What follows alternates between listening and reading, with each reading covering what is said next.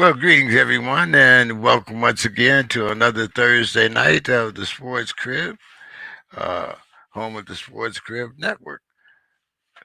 A lot of things to talk about tonight, a lot of stuff to cover. Of course, some sad news in the world of sports on a lot of occasions, but let's get right to the show. I see Demetrius is here. We better get him before he's on another jet heading out of the country somewhere.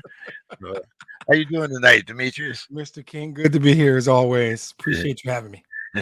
No problem. Uh, I see. I hear Bill, but uh,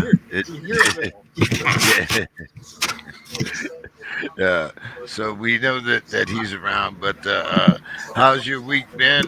Glad to see you here with us. There he is. There he is. Got a little feedback there, Bill. Here, what you got going on in the background? I guess he can't hear us. Not yet. Hey, here we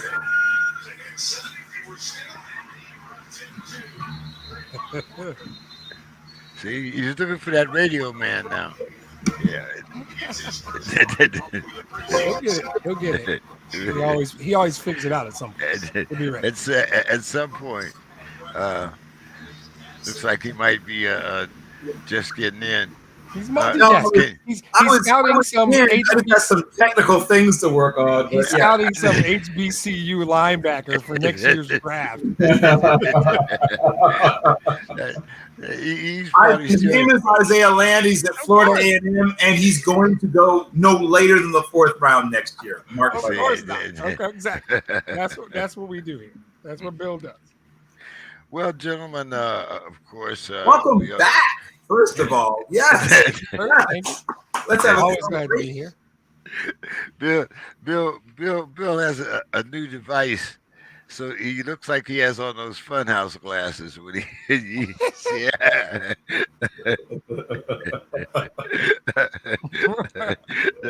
Those little ones that used to go round and round. Oh yeah.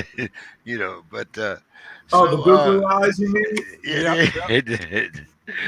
So, gentlemen, I guess it's only appropriate that we should start out the show talking about the late, great Bill Russell. William Felton.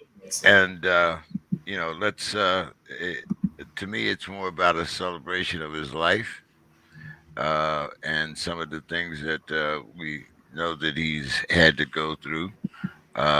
I know you guys may have probably had this on your final thoughts, but let's kind of jump right in and talk about what Bill Russell meant to the game of basketball, to the civil rights movement during its day, and just some of the things that you hear. I mean, we all know.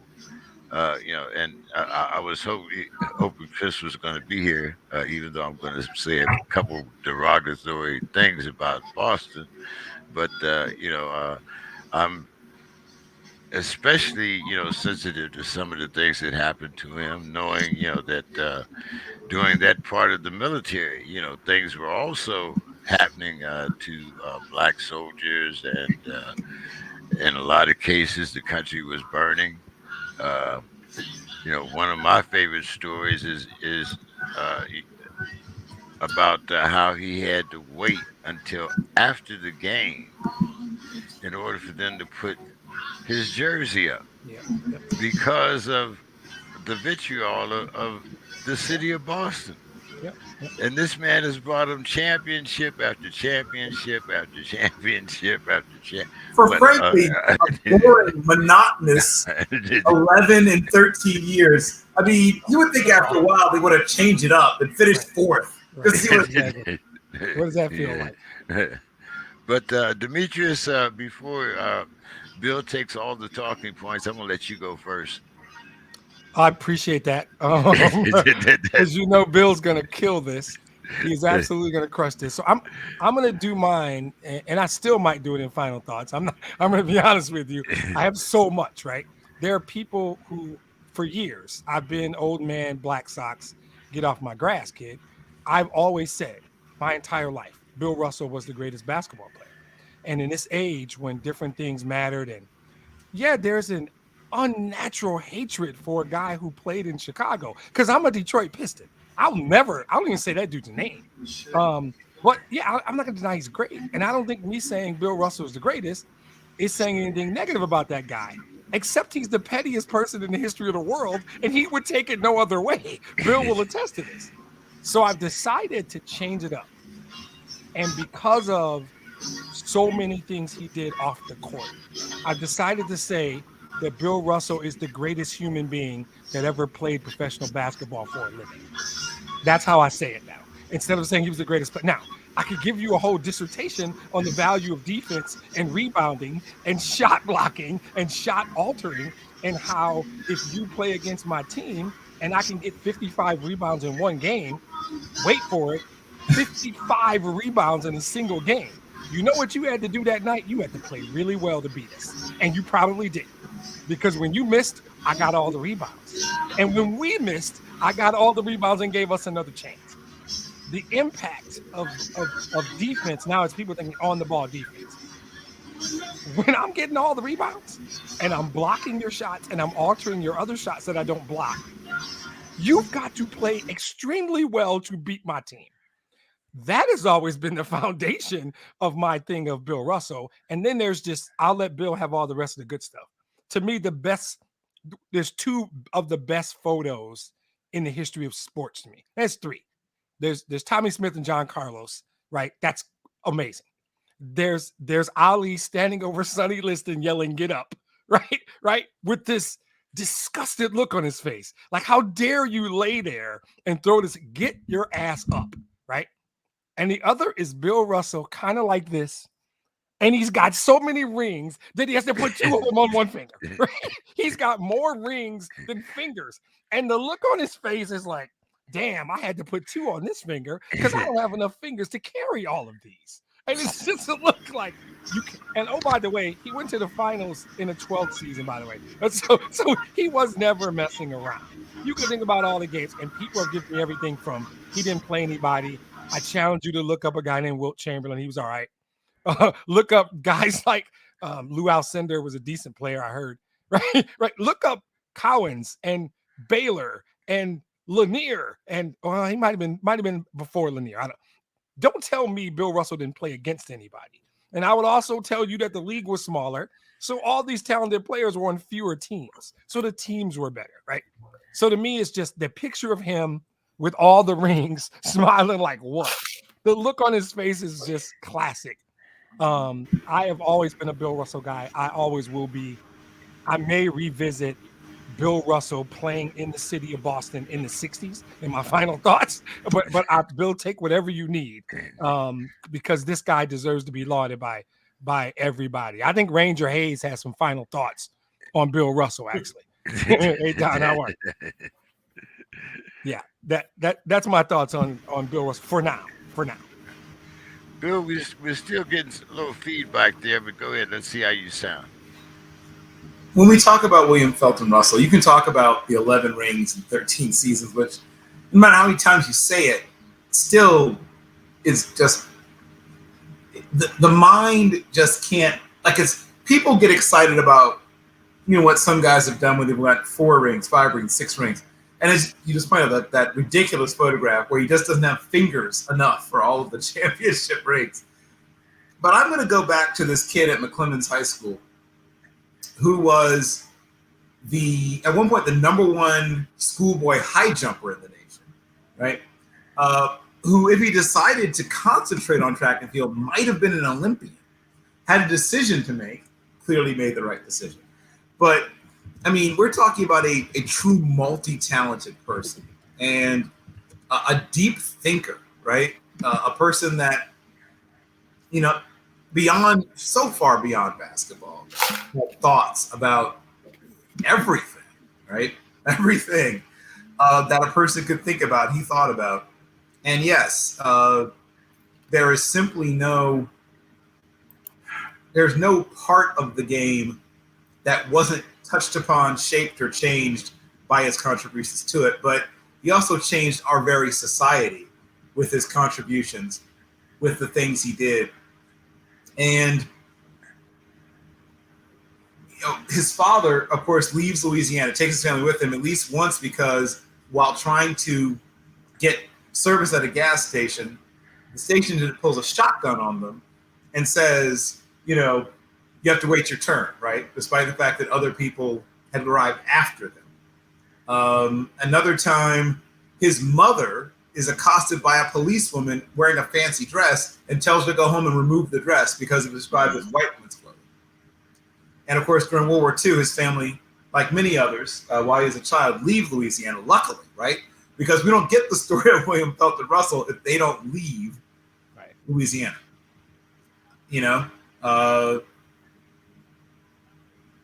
His father becomes a steel worker eventually, and he discovers basketball also while he's now on the West Coast, having left Louisiana.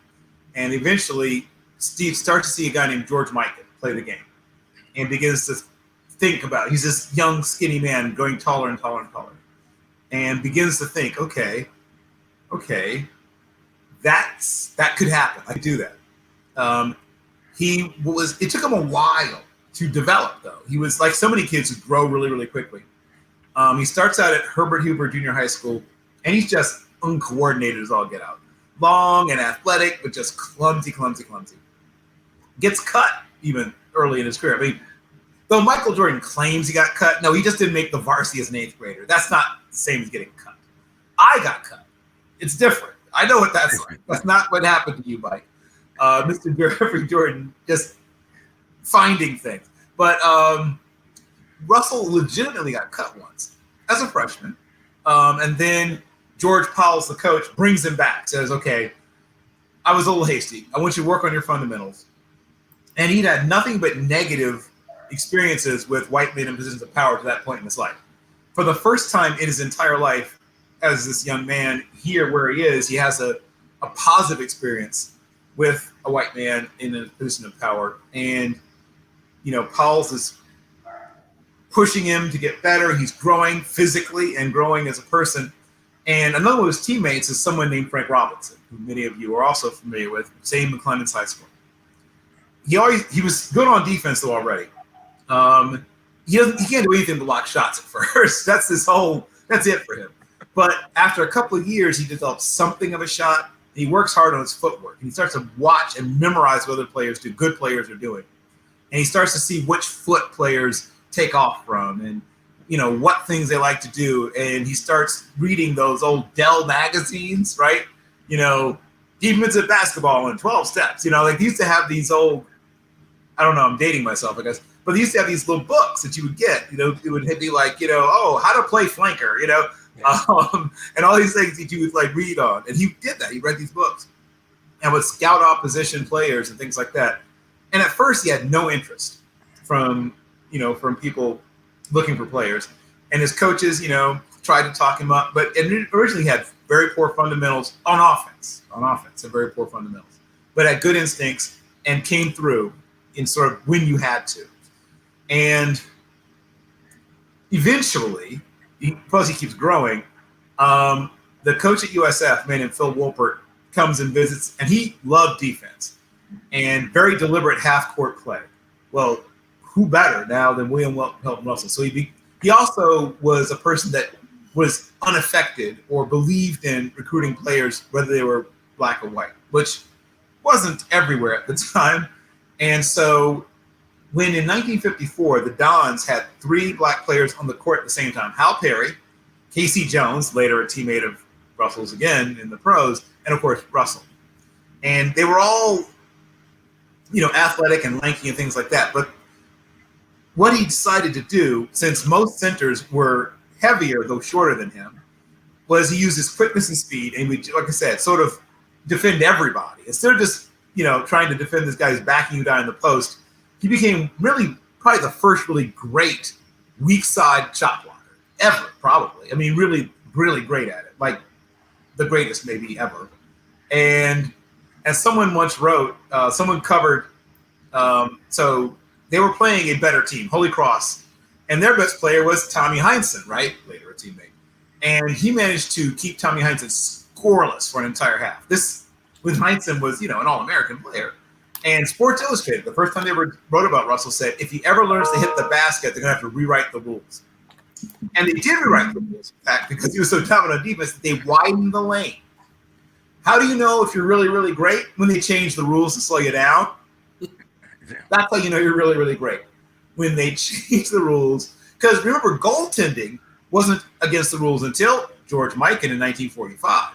And later in 1967, as we all know, they got rid of dunking because Louis Ferdinand Alcindor Jr., right? But this rule is one that stuck. Dunking got brought back in 74 or 3 or something, but this is still, the lane is still stayed wide. But despite that, it didn't stop it. And of course, playing it in some of the places they were playing, he heard, you can only imagine the things he heard. When they played, Oklahoma or Oklahoma State, they heard. He played in Boston. He didn't have to go away from home to hear those same by the time he got to Boston, trust me, while he was in college, they played, there was nothing more for him to hear. But he'd heard it all already, is what I'm saying. He was talking about, once again. So he becomes, by his junior year, he goes from being this guy who was just a shot blocker, can do nothing else, to a first-team All-American by the time he's a junior. His team wins 28 out of 29 games, win the national championship. He's MVP of the Final Four, averages 20 points and over 20 rebounds, and, changes the game because shot blocking goes from being something that sort of kind of important to something people realize is super important. He's the player of the year for Northern California, right? And despite all that, still parts of life are difficult because of, young black man. Then the next year, USF goes back 55 consecutive victories. He scores a triple-double in championship game. 26 points, 27 rebounds, 20 block shots. 20 block shots. And 3 steals, for flavor, and an assist, just so he couldn't leave. He had to get something in that last column, I guess. And John Wooden, who wasn't a man who gave compliments easily, right? He was honest, but not overly complimentary. He said that Bill Russell was the greatest defensive man I've ever seen. He's seen some dudes. For those who didn't hear.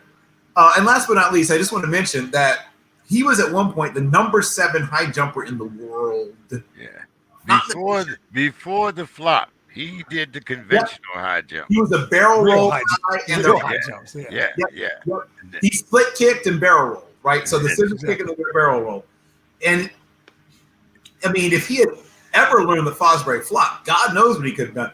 And he also, at one point, when he was competing in the 440, the 440 yards, which is basically like the 400 meters, 49.6 for a guy who's, his height is insane.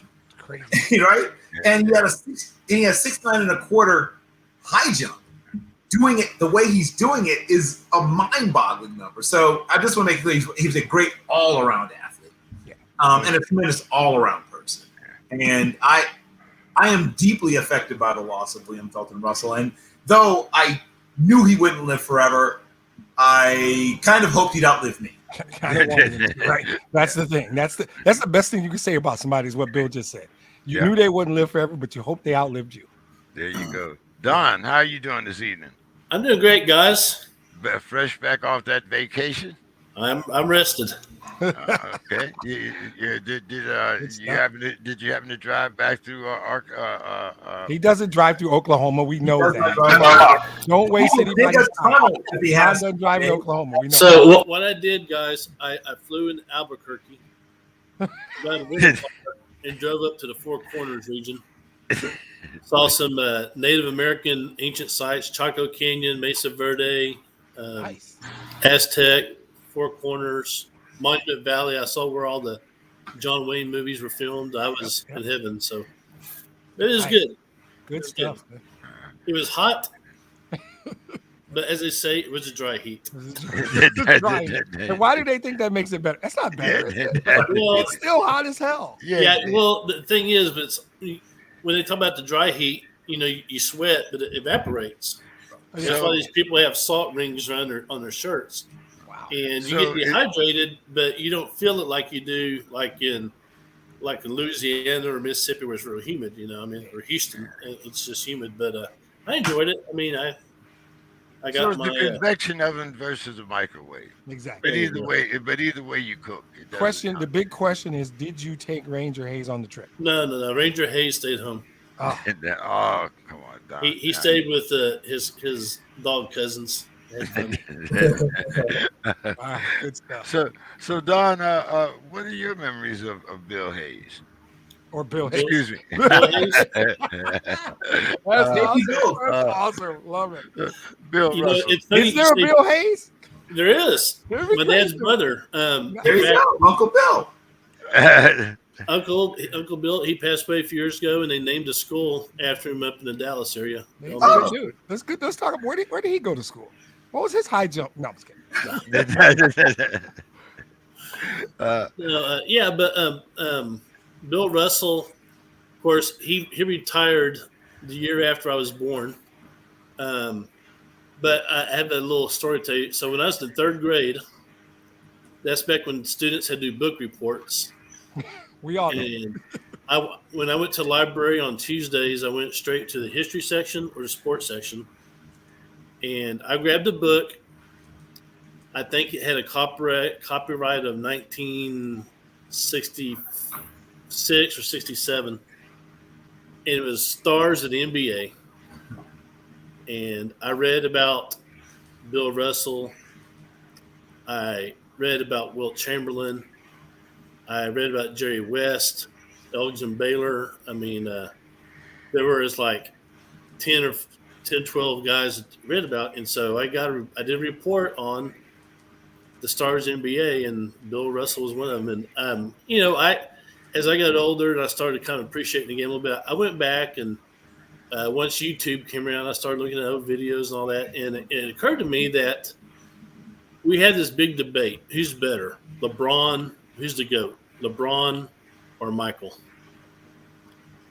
And we had that debate because you can go back and look at the games, because every NBA game is televised these days. You can go back and even go back to the 80s. I mean, NBA was always on, always on. Back in the 70s, if you're living in Texas, you might see Bill Russell play 2 games a year. Right. If you're not in the Boston area, you're not going to see it. And so I think guys like him and Baylor and Chamberlain, they kind of get kind of lost in the whole debate. And until genetics or cloning fixes it, we're never going to be able to have, Bill Russell playing against, LeBron or Michael. I mean, just not going to happen because the different years. But I would say that if he were playing today, he would be just as good, but not better than, Absolutely. I agree. And the guys who say that, they talk about he's not athletic. You got to talk about the facilities they have now, the medical trainers, the flying versus buses, all the advantages they have. If you gave that to Bill Russell, I contend he would be dominant in today's game. I'm old enough to remember when they had that debate between Bill Russell and Wilt Chamberlain. Oh yeah. Michael and them and those guys came later. Yeah. So I mean, that was the first, and then I believe after that it was probably Dr. J versus Dr. George Gervin. Iceman. I mean, I've seen those debates down through the years, but it always seems when you talk about the GOAT, it's Michael or it's LeBron or but nobody, like you said, this man's got more rings than he's got fingers. How in the hell can you not say? I mean, Bill Russell has always been my choice. He always will be my choice for all the reasons I talked about. And you scored all those points, and he was playing less games. Yeah, exactly. And And it he wasn't had other like prolific scorers on that team. it wasn't like he couldn't score. Right. He knew that there were people that did that better than he did, and he was willing to sacrifice whatever offensive game he had in order for the team to win. Exactly. Wonder what happened. Wonder what happened to that in the Right. world of When sport. did that go away? Exactly. So, And, and that was back in the days when, if you were drafted, let's say by the Celtics or the Lakers, whoever, you stayed with that team Yep. for your career, pretty much. I mean, Exactly. there were trades. Sometimes you have a team like the Dallas Chaparrals that got moved to the San Antonio, became the Spurs. Chaparral's still a cool Yeah. name. They still kept Yeah, that. it is. It is awesome. Yeah. Guys, talk a little baseball here, and we talk about another great that passed away, and that's Vin Scully. But my actual memories of Vin Scully didn't start with baseball because he was out here on the West Coast, and back then, I was on the East Coast, so we talked about the Dodgers and the Braves, and just about everybody else. But my greatest memory of Vin Scully wasn't a baseball game; it was the catch. Yeah. Montana. I mean, that was Yeah, the first time, the first really notoriety that I had for Vin Scully. What's some of your thoughts there, Don, about Vin Scully? Well, Vin Scully is up there, to me, in my opinion. He's up there with Keith Jackson and Joe Buck and Pat Summerall as the great, like the Mount Rushmore of announcers. I'm going to assume you meant Jack Buck. Right? We need to correct that shit right now. You mean Jack Buck, not Joe Buck. Jack Buck. You mean Joe Buck's dad? Yeah. Okay, right. Oh, we were about to have some problems. Bill and I were both taking over here. I mentioned the son, not the. Okay. Yeah. No, we knew what you meant. You know what I meant. So to me, that's my childhood. Turn on CBS or NBC, and back in those days, it would like sign a contract with ABC, and then they would switch over to NBC. I mean, just kind of back and forth, kind of like they do between Fox and ESPN. But he had that voice when you heard him speak, and you knew that the shit was getting serious. I mean, you knew that was a big broadcast. Usually World Series. I have the same memories of Keith Jackson doing college football. I mean, or even I hate to say this, but Brent Musburger, because he just had that distinctive voice, and so the sounds emanate from the TV at that time brings back memories of the great calls. I remember, that World Series game when the ball went between Bill Buckner's leg. Yep. I still hear Vin Scully say, "Ah!" But what a sad day to be a Red Sox fan. Wow. Go ahead, Demetrius. For me, there's voices, and I agree with the Mount Rushmore. I didn't hear a lot of Jack Buck, so I in Detroit, that guy's Ernie Harwell, right? So I would do something like that, but I totally agree. Right, exactly. It just depends on where you are. But yeah. I mean, you got to think about some of the things he called. That Dwight Clark catch was huge. He called the only perfect game in World Series history, right? And his thing for me with Vin Scully was always he didn't try and be the show, right? He let you know what was going on, but he let the action speak for itself. He called the Kirk Gibson homer, and it was an incredible moment. And he let Gibson rounding the base speak for itself. He said very simply on the call Don mentioned, behind the bag, it gets through Buckner. And then he stopped talking. And he just let the play unfold. He told you what happened. Buckner, it got through Buckner. Now all hell's breaking loose on the field. He just let the action. But for me, Vin Scully is one call. It's underrated. It should get way more attention. And as a historian and a lover of this particular guy, his exact words, and I remember them because I actually wrote a report on this moment. And his exact words were, I hope I don't mess it up. A black man is getting a standing ovation in the Deep South. It's a great moment for all of us, and particularly for Henry Aaron, right? That moment, that time, that accomplishment, when Hank Aaron passed Babe Ruth, that was a big deal. And he did it in Atlanta, Georgia. And Vin Scully called it flawlessly. A great moment for all of us, but he didn't take it away from Hank Aaron. He said, particularly for Hank Aaron. And just the simple statement, this is a black man getting a standing ovation in the Deep South. That's a profound image in 1974. That's important, right? That we know that this is happening in 1974 in Atlanta, Georgia. Called that flawlessly. And I remember watching it. I remember thinking about that moment. And at the time, dating myself, it was a videotape. It was a VHS tape that I got from somebody to watch it, right? And they had recorded it. And I wasn't even going to include that in my report, but I actually ended up ending my report with his statement about a black man getting a standing ovation in the Deep South in 1974. So that's Vin Scully immediately goes there for me. There's too many great calls to list. We've already talked about a half dozen already, just off the top of our heads. And Bill hasn't even opened his mic yet. So there's more to come. So, yeah, but that's Vin Scully to me, just Mount Rushmore, one of the best to ever do it. I've never heard anybody say a bad word about the guy, and that's hard to do in this day and age. So, yeah, rest in peace, Vin Scully, for sure. Hey, while we're talking about it, I'm going to ask Bill this because Bill knows everything. As talking about the Mount Rushmore of announcers, who was the guy who did the voiceover for NFL films in the 70s? You are. Oh no, he's right. I read that would be sorry. Facenda, that would be John Facenda. And in fact, I was once in a contest that was sponsored by NFL Films, and I was one of the 3 national finalists. And we all had to do our own John Facenda.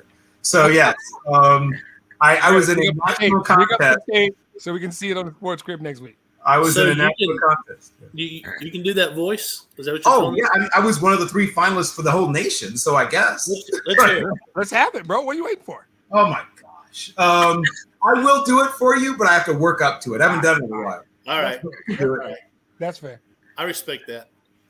But, yeah, so he belongs on Mount Rushmore, too, even though he really didn't announce games. But, that music. Da-da-da. That NFL footage, man, was what we had back then, though. I love NFL films. In fact, I think I'm going to hit some YouTube and watch them. Oh, when the father and son Sable team was running.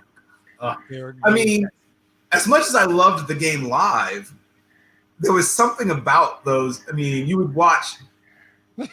Before you go down the NFL films rabbit hole, you are being asked about Vin Scully. Let me get back to Vincent. Let me get back to Vince. Stop, Don Hayes. That's your fault. Thank you. I apologize. So my father was a diehard Dodgers fan, Brooklyn Dodgers fan. And so he was on the East Coast for quite some time, James. Vincent Joseph Scully got his start, in fact, obviously on the East Coast. He was a terrific young broadcaster when my father, was first following him. And he was the number 2 guy, right, to the legendary Red Barber, the old redhead, Red Barber.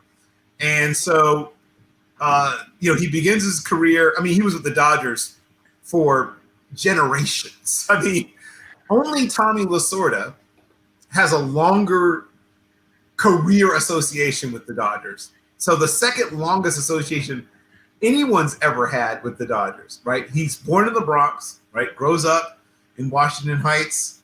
His father and mother obviously are of Irish descent. His father dies young. Later, the man he thinks of as his dad is his stepfather. He's played baseball himself and was decent enough. Not professional quality, but he played, like kids, pretty much every kid in America played baseball in those days. And falls in love with the game. And then realizes at some point he will not be professional. Discovers broadcasting while he's in the Navy and becomes a student broadcaster and student journalist at Fordham University, where he was an English major. And they started, while he was there, WFUV, which now presents the Vincent Scully Lifetime Achievement Award. Assistant sports editor for the Fordham Ram, and sang at a barbershop quartet, and also played center field for the Rams baseball team, wore number 17.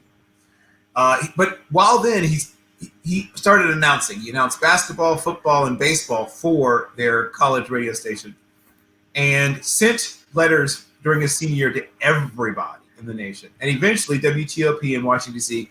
tells him to come on down. Red Barber, who at that time was the sports director for CBS Radio, recruited him originally for college football coverage.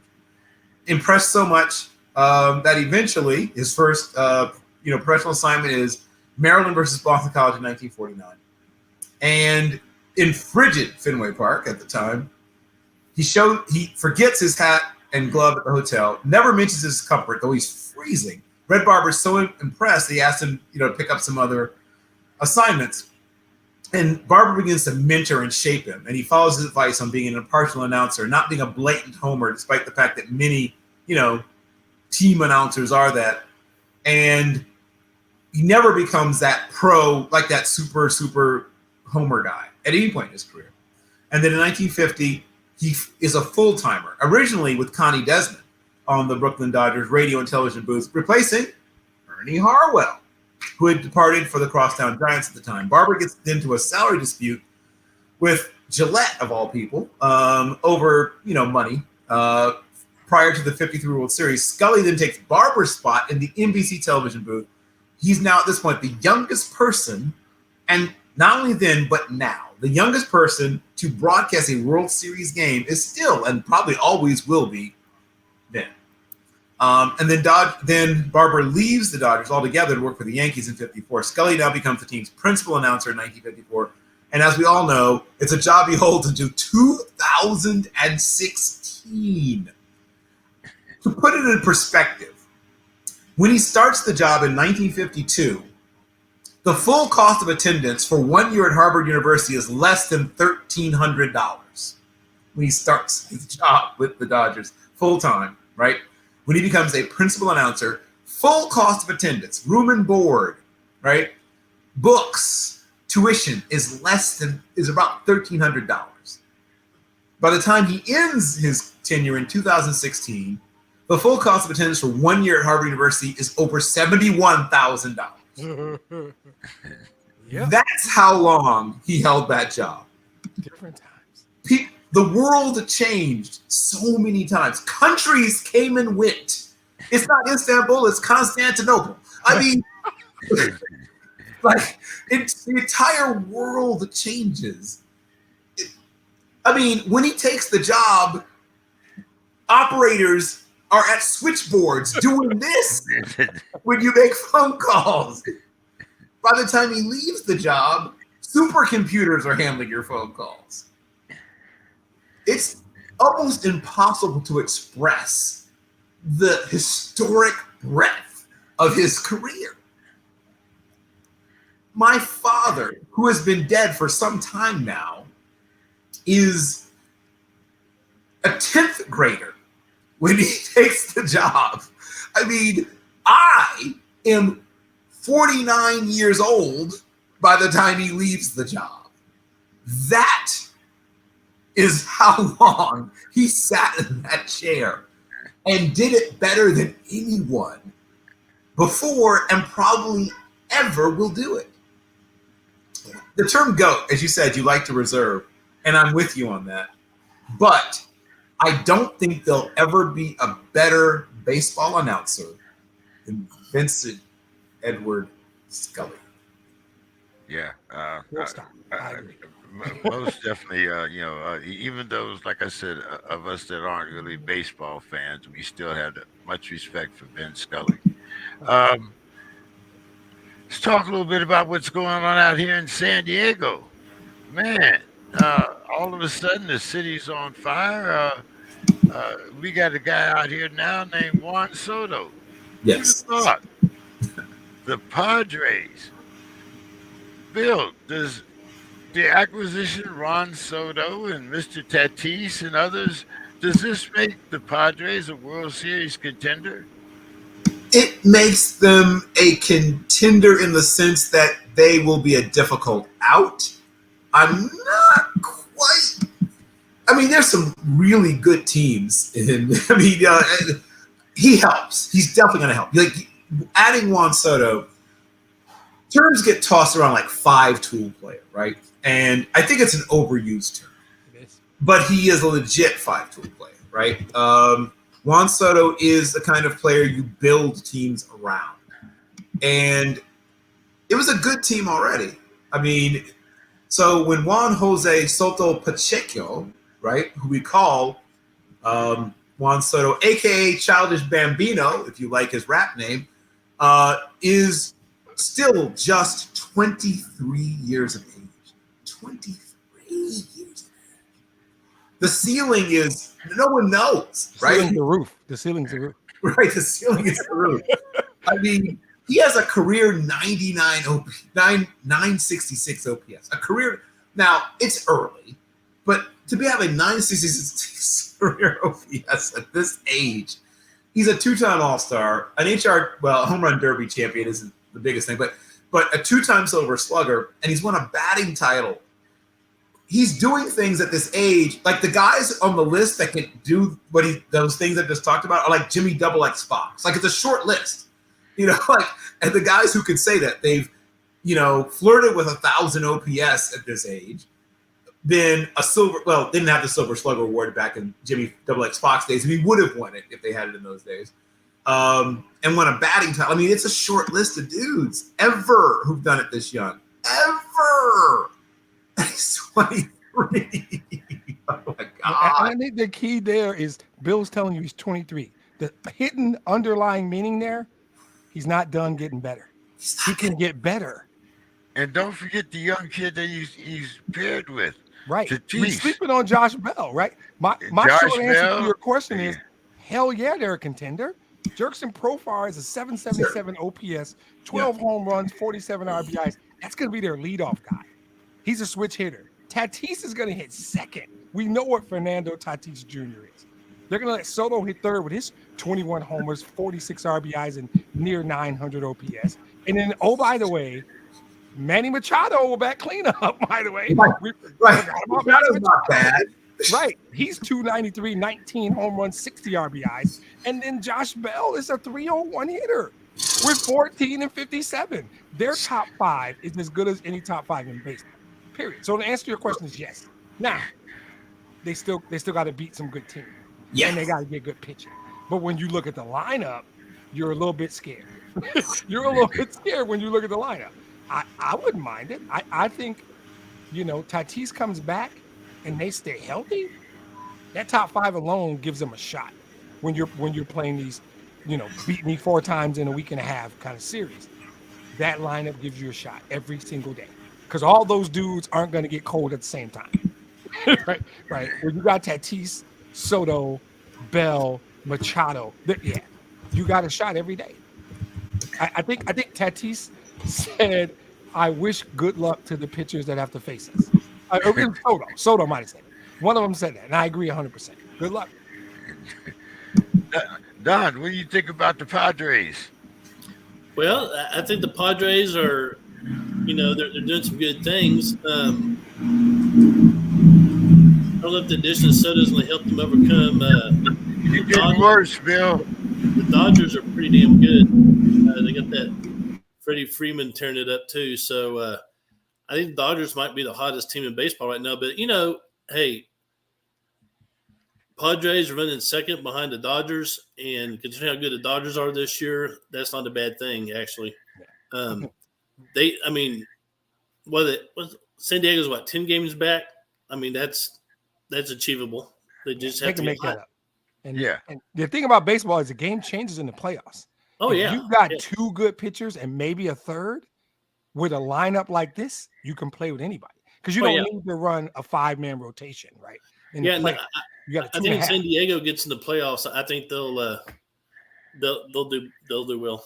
They'll scare and Bill's right at the beginning. They're scary out is what they are. That's probably the best way to put it. They're a tough out and they're scary to face. Don, what do you think about those Mets back out here in the East? We don't usually have the Mets and the Yankees competing at the same time. A lot of people, as far as numbers and baseball, it would be good. But with a 3.5 game lead over the Braves, the Mets get back deGrom after 391 days. Don, what do you think about the Mets with that 1-2 punch of deGrom and Scherzer? The Mets are tough. I mean, they're they have a good lineup. I like Alonso. I mean, he's great. McNeil's great, but again, you're looking at a team that might be playing their best baseball in the playoffs when they get there. I mean, they're that good,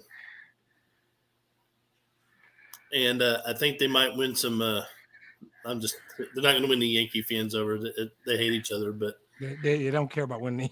No, Yeah, I think your question to deGrom and Scherzer, my short answer again is yes. deGrom hadn't pitched since July of 21, over a year. He comes back and he had an elbow and a shoulder, right? Two separate injuries. Gives up 1 run on 3 hits, right? When he comes back, strikes out 6 and didn't walk anybody. This is his first start back, right? That's what you do on your first start back. He's touching 101 with his fastball in his first. He's not even warmed up. He's still playing around. Scherzer was once a Tiger. I'm a Scherzer guy, always will be. Scherzer's had 14 starts. He's had 11 quality starts. And if you're not a baseball geek like me, I'll just tell you that's really good. That means he's eating up innings, he's getting outs, and most importantly, he's giving his team a chance to win the game. That's basically the definition of a quality start is, do you do the things as a pitcher to give your team a chance to win games? He's got 11.1 Ks per 9. For every 9 innings, that's really good, people. That's really good, right? So my short answer to your question is pretty damn good 1-2 punch. And there are some good ones in the league. But if I got both of those guys healthy, and I don't even know if they played their best baseball because both of those guys have been out and they're right there. This is a year where you got to take the Mets seriously. I know it's kind of joking, kind of funny. It's the Mets, but those two dudes stay healthy. There's your problem, San Diego. That's the matchup I want to see. I want to see the Mets and the Padres in the National League Championship Series. I want to see Scherzer and deGrom going Tatis, Soto, Machado, Bell. I want to see them cutting. That's baseball. If you don't love baseball, when that series happens, I'm going to ask you to give up a couple hours 3 or 4 times over a week and a half stretch because you're going to want to watch those games. Bill. You're muted. Yeah. What did you think about that 1-2 punch deGrom Scherzer? Well, I mean, obviously is it Seaver Kuzman? Maybe. I mean, it's certainly a really good one. It's up there with, for a brief and shiny moment, the Astros had Nolan Ryan in his prime and a young man named James Rodney Richard, who was on his way to being one of the greatest power pitchers of all time and was felled at age 27 or 28 or something by a stroke of all things. Yeah. I still think about what they could have been. But yeah, it's a problematic 1-2 punch, I think is a term we might use. Let's see. Who are some other at one point you've had some other sort of, I mean, that's tough. That's not fun to face. And both guys are very difficult to hit in slightly different ways. And obviously I remember when, they had Syndergaard and deGrom at one point together. I mean, there have been some nice little 1-2 punches. At one point, Cone and Rocket Rod, Clemens and let's see, Roger Clemens, Cone, and who's the third one? They had 3 quality starters. David Wells on that staff, or did they move Wells in there? I'm sure if Wells or Pettit was the third. Oh, it was probably Pettit. Probably Pettit, but that's Maddox and Glavine come to mind. And Glavine, you throw Smoltz in, that's a trifecta. I like this one too, though. I mean, deGrom can touch 101, and Scherzer can strike out anybody. That's just the way it is. Yeah. Definitely. We don't talk about it baseball, so I thought I'd get a little bit in. You wanted to make sure I showed up. I know why you did that. And guess what, Mr. King? It worked. Oh man. I did miss you when we were talking about this KD situation, and of course we did hear your stance on the acquisition of Russell Westbrook by your Pistons. Uh, so so we won't go through that. But Demetrius, the NBA is investigating the Knicks and the 76ers for possible tampering. Now, the thing that kind of, I'm thinking here, like, okay, they got the Drew League, they got, all these guys, they got the barbershop. I mean, they got all these different ways of coming together, be it on social media or by all of the different leagues. So when all these guys are constantly interacting, what constitutes tampering? Me, all of us here on the program, if I say, "Hey, Bill, might be nice if you joined our fantasy football league." Is that tampering? So in its truest sense, tampering is actually a legal term, right? It is a violation of a binding contract. Is what it is. With this league, are we after dark? Damn, I gotta wait now. Yeah. I'll get back. No, it's bullshit. This league has a period of time that they call legal tampering. Right? This is absolute nonsense. But what they're saying is they have these three sort of unwritten rules that you're just not supposed to do. So one is you don't talk to a guy during the season who plays for another team. You don't say, hey, we know your contract's up at the end of the year. Holla at your boy. You can't do that. You're not supposed to do that. Except players do that, like you said, every day on social with emojis. They do it at the Rucker when they're playing in the summer. They do it on LeBron's TV show, in the barbershop, whatever. Or the real barbershop. I don't know. It happens all the time. Second one is the one that's really dangerous. This is the one that's dangerous. It is player X who should make $47 million this year. Says, hey, team, I'll take $30 million. Team takes that other $17 million, goes signs two of his friends or two more guys, right? That's dicey. That's dicey. And yeah, you're James Harden. You have hundreds of millions in the bank, probably. You can do that. But if there is this unspoken, we'll get you on the back end, like next year, all of a sudden, 40-year-old James Harden gets a max contract, this is quid pro quo at its finest. But it is a clear circumvention of the salary cap. That's the thing they're worried about. Why? Because that actually impacts competitive balance. That's the one that's dicey. If you've got players, because the example is the Miami Heat planned to re-sign PJ Tucker. And they sat down, they had meetings, and they analyzed other teams' cap situation. This team could use PJ Tucker, but we don't have to worry about Philly. They don't have the money because they got to pay Harden 47. Oh, wait, what? Harden's taking 33? Well, guess what? Now Philly has the money. They signed PJ Tucker. Now you're playing with the cap and competitive balance, and that's just dumb. The other one is the one I referred to. The third one is the one I referred to earlier, which is you're not supposed to talk early. But any of us watch the NBA free agency show when it's time, it's at 4 o'clock. And between 4 and 5, they announced 20 new signings. They had to talk. They were talking yesterday. They were talking this morning. The idea that they picked up the phone at 4 o'clock and 4:15, you're reporting a deal, that's absurd. That one nobody cares about. Nobody really cares about that. That goes with the legal tampering. And even the first one is just bold.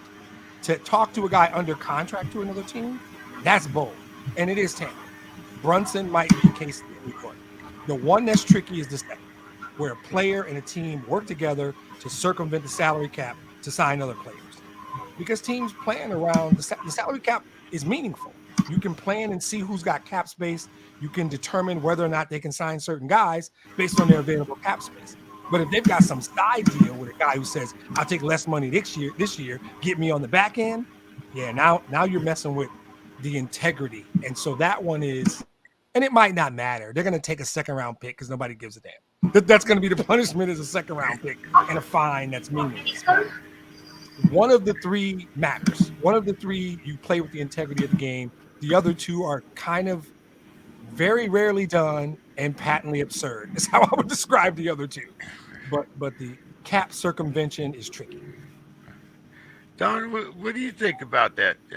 Like I said, these guys, they got their sons playing together. You know, LeBron and so forth is sitting there for while they're watching their sons play. They got the guys on the barbershop. Bill, you're getting a little worse there, man. Yeah, there's a buzz or something coming, Bill. Yeah, not sure what that is, but it's coming a little louder. But yeah, Bill, we're gonna need you to pause that, bro. yeah. So what's your thoughts there, Don? Yeah, well, yeah. So in this day and age, with cell phones and social media, and like I said, these guys hang out. You're going to have to use the word tampering very liberally. I mean, there's a definition, and then there's the legal definition, and those two sometimes don't meet. But I think this is not a recent thing. I mean, by definition, tampering has been going on since, I would say, probably early 2000s, maybe, if not before, just because the advent of, Instagram and what's that thing called, the TikTok thing, and yeah, so he's with Belichick on us. Yeah, the TikTok thing. But guys, let's think about this when you talk about tampering. Karl Malone and Gary Payton on the Lakers. Yeah. Do you think the tampering just started? I mean, no, tampering's not new at all. It's not new. And, oh, by the way, that team got beat by the Pistons in the finals. But I thought I'd let you bring that. I appreciate you teeing that one up for me. Tampering is not new. Players, well, see, it depends on what you call tampering. Tampering. To me, if a player A tries to talk his boy into coming to play, that's not tampering. That's just dudes talking to each other. And it's much more prevalent in this league because they're friendlier. Isaiah wasn't going to try and talk Scottie Pippen into being a Piston. No, that was not going to happen, right? They weren't going to talk to Lambeer about being a Bull. It was a different league. Now everybody's friends with everybody.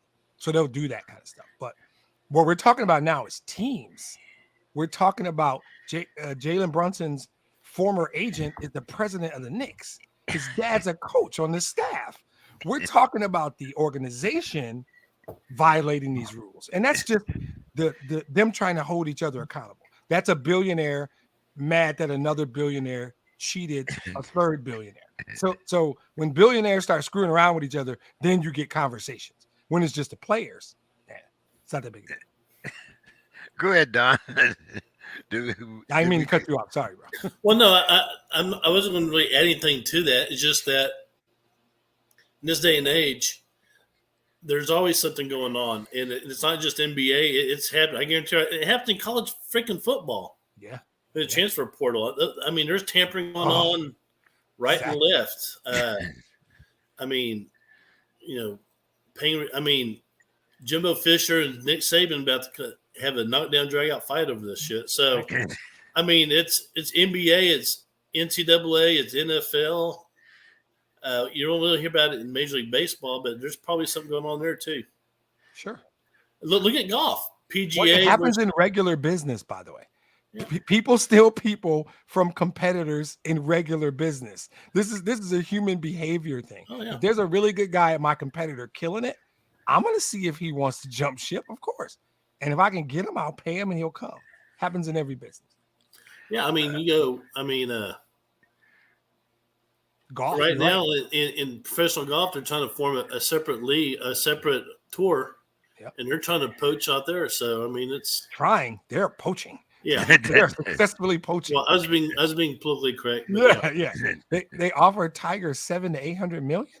If they get that number up to where it starts with a B, Tiger's gonna forget all of that speech and be like, "Wait a minute, what's that number?" But what's Tiger gonna do with the money? I mean, that's true. Tiger might. He doesn't need the money. What do you mean? What's Tiger going to do with the money?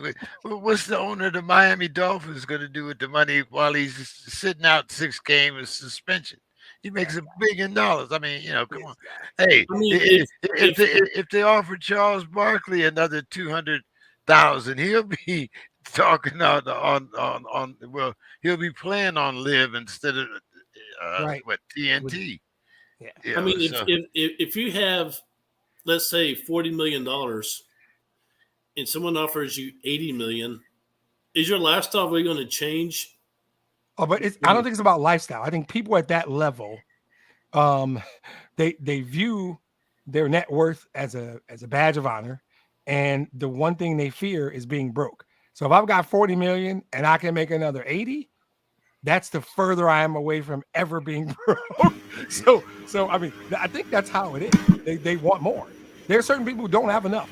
When you say how much is enough, for some people the answer is there's never enough. never enough. Even with inflation, if I had $1 million, I would just invest. You know, I mean, I don't know. That just means you're a reasonable human being who likes his life. That's all that means. That means that money doesn't define Don Hayes, which is great to know because it's much better being that. That's because Don Hayes has had $1 million. So when you win that Mega Millions, you're gonna get on the SPORTSKRIB and change your whole team. So we got to make sure that Bill wins the lottery so we can get this feedback out. But anyway, go ahead, Bill. What's your thoughts on? I don't hear anything now. I can still hear a little bit, but Bill, you know, the thing that and Demetrius kind of touched on it there for a minute, but I've also heard this term too, legal tampering. Is that like legal bank robbery? I mean, illegal.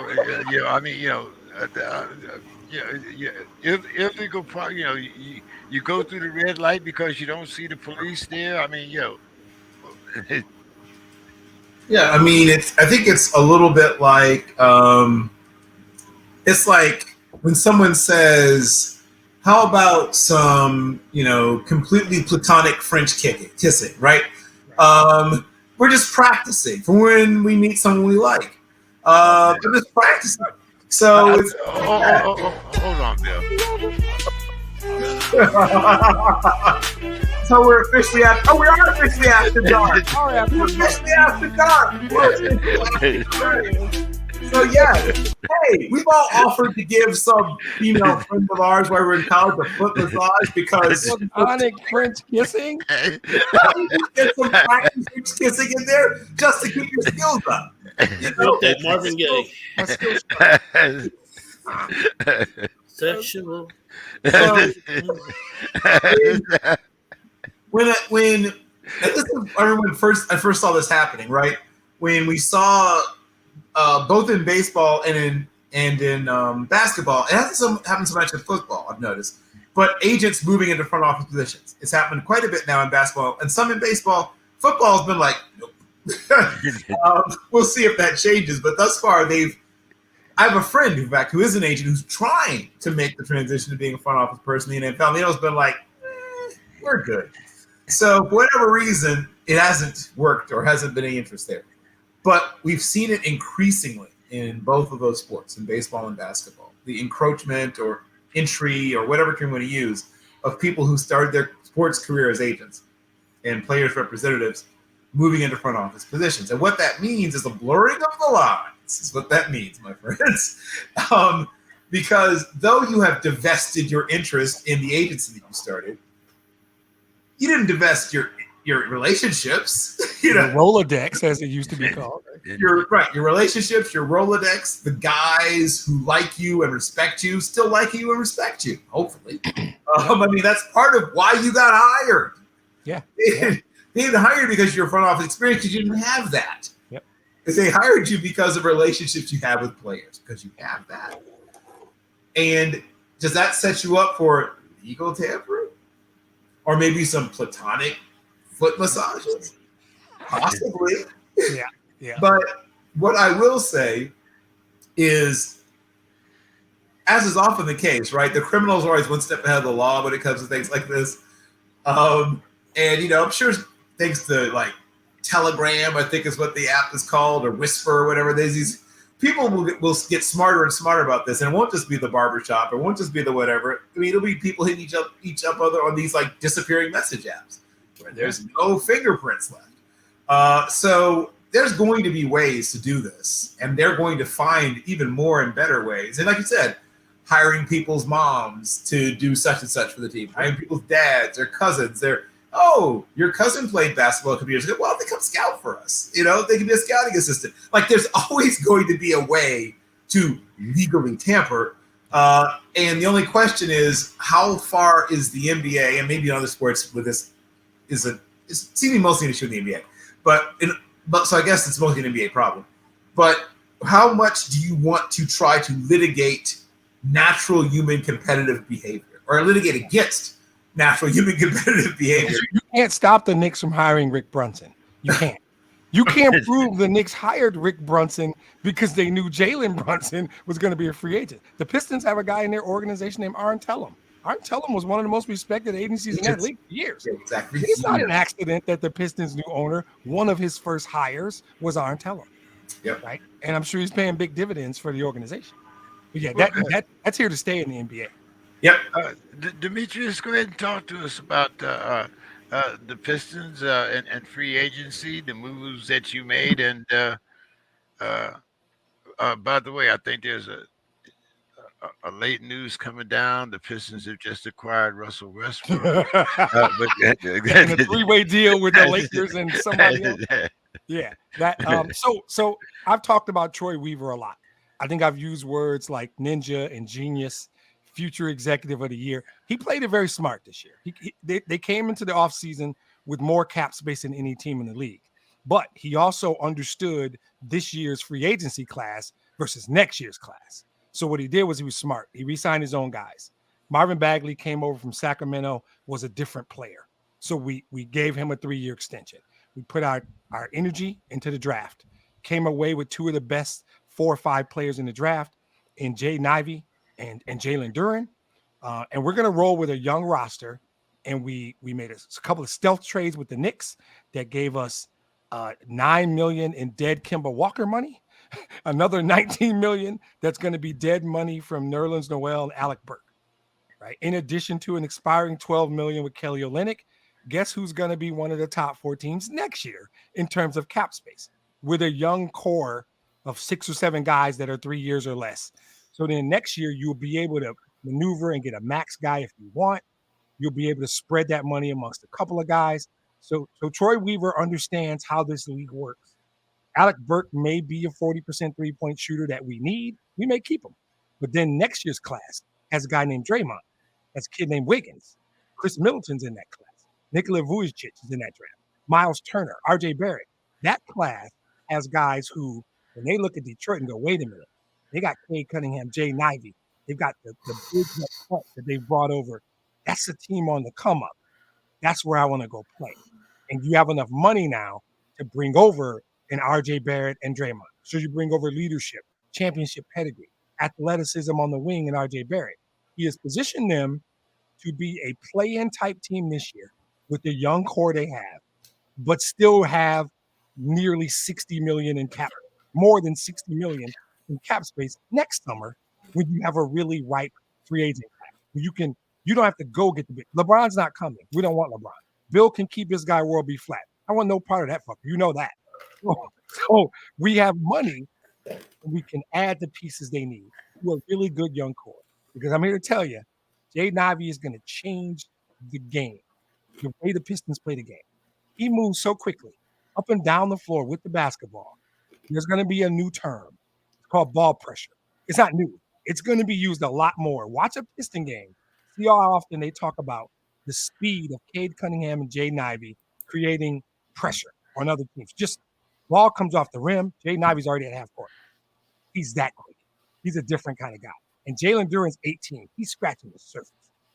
They're in a great position in terms of talent, in terms of cap flexibility, and they've got plenty of picks. So even if the Westbrook trade wouldn't bother me, I told you that trade would not bother me because that's just a dead money spot. That's like $40 million. You're trading available cap space, and you're going to make a team give you more draft picks just to hold on to Russell Westbrook for a year that we're fine. We'll buy him out, make the team send us money to help with the buyout, play our young guys anyway, and then have an additional $25 million in cap space. Troy Weaver is really good at his job. That's how I'll finish it. Troy Weaver's really good at his job.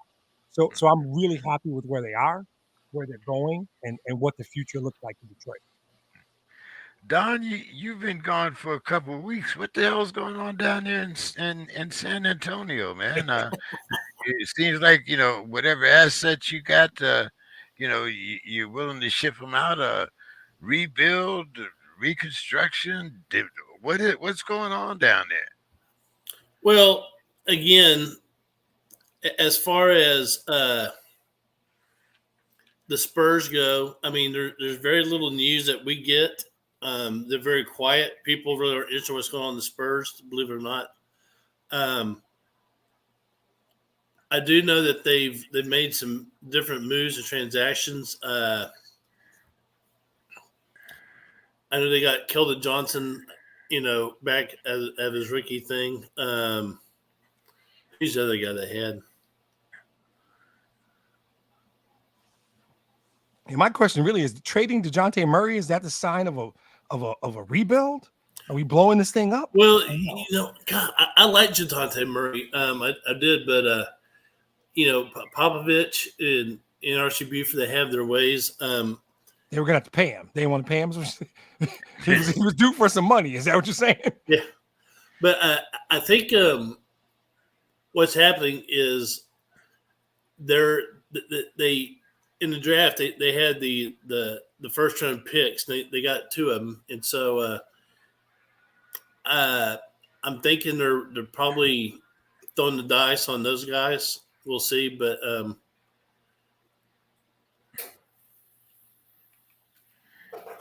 the way I see it, and it's just me as a Spurs person, I don't know what's really going on, but I trust the process, if that makes sense. You trust Buford and Popovich is who you trust. Yes. They've given you 18 years of reasons to trust them. It's like flying. You're on the jet, and you don't know the reason that it accelerates to like 400 miles per hour, lifts off, and carries you 30,000 feet in the sky and lands safely at a pinpoint airport somewhere, 800 miles away. But you just trust the pilot that he knows what he's doing. You trust the air traffic control people. You trust the navigator. You trust that the stewardess is going to give you the right drink. I mean, trust. You trust the stewardess is going to give you the right drink. I'm sorry, not stewardess, flight attendant. Yeah. You can see you do it. I know we're after dark, but you can't be using that politically inappropriate language. Somebody's going to boycott the sports crib. You out here calling them stewardesses. Boy, the things we have to go through in today's age. Bill, Kyle Lowry says that it was continuity and not conditioning that derailed his first season with the Heat. Do you think that that's a fair assessment of what happened to the Heat in the playoffs? And how do you think Pat Riley's going to think about these words? First of all, explain to me, Bill, what the hell that means. If you could start there with an explanation of what the hell he means by that, then tell me if it makes sense. Uh-oh. Have we lost Bill? He's got that look on his face. Are you there, Bill? Scouting some HC. Yep, there you go. Okay. Did you hear the question? What was the question? The question, we were talking about Kyle Lowry. He said that it was continuity, not conditioning, that derailed his first season with the Heat. So Sure. Demetrius was asking for an explanation of what that meant. And I'm asking you, how do you think Pat Riley's reacting to this? Well, I mean, it is after dark, so I might be able to give you a flavor of it. I am certain that Pat Riley said, well, part of the continuity issues, you fat fuck, is that you were continuously shoveling deep dish pizza in your gullet. I'm sure it was part of what Pat Riley said to him in a series of remarks that I'm sure reinforced what Heat culture was about. I like Kyle Lowry, first of all. I feel like he's probably a little bit underrated, but he clearly did not give them what they wanted or what they expected when they brought him in there. I don't have to reiterate what the Heat are about as a team, right? I mean, it's not the bad boy Pistons because nobody does basketball like that anymore, but they still are one for today's basketball. They're one of the more hard-nosed teams for now, for the way that basketball is now. It's a bunch of grinders mostly.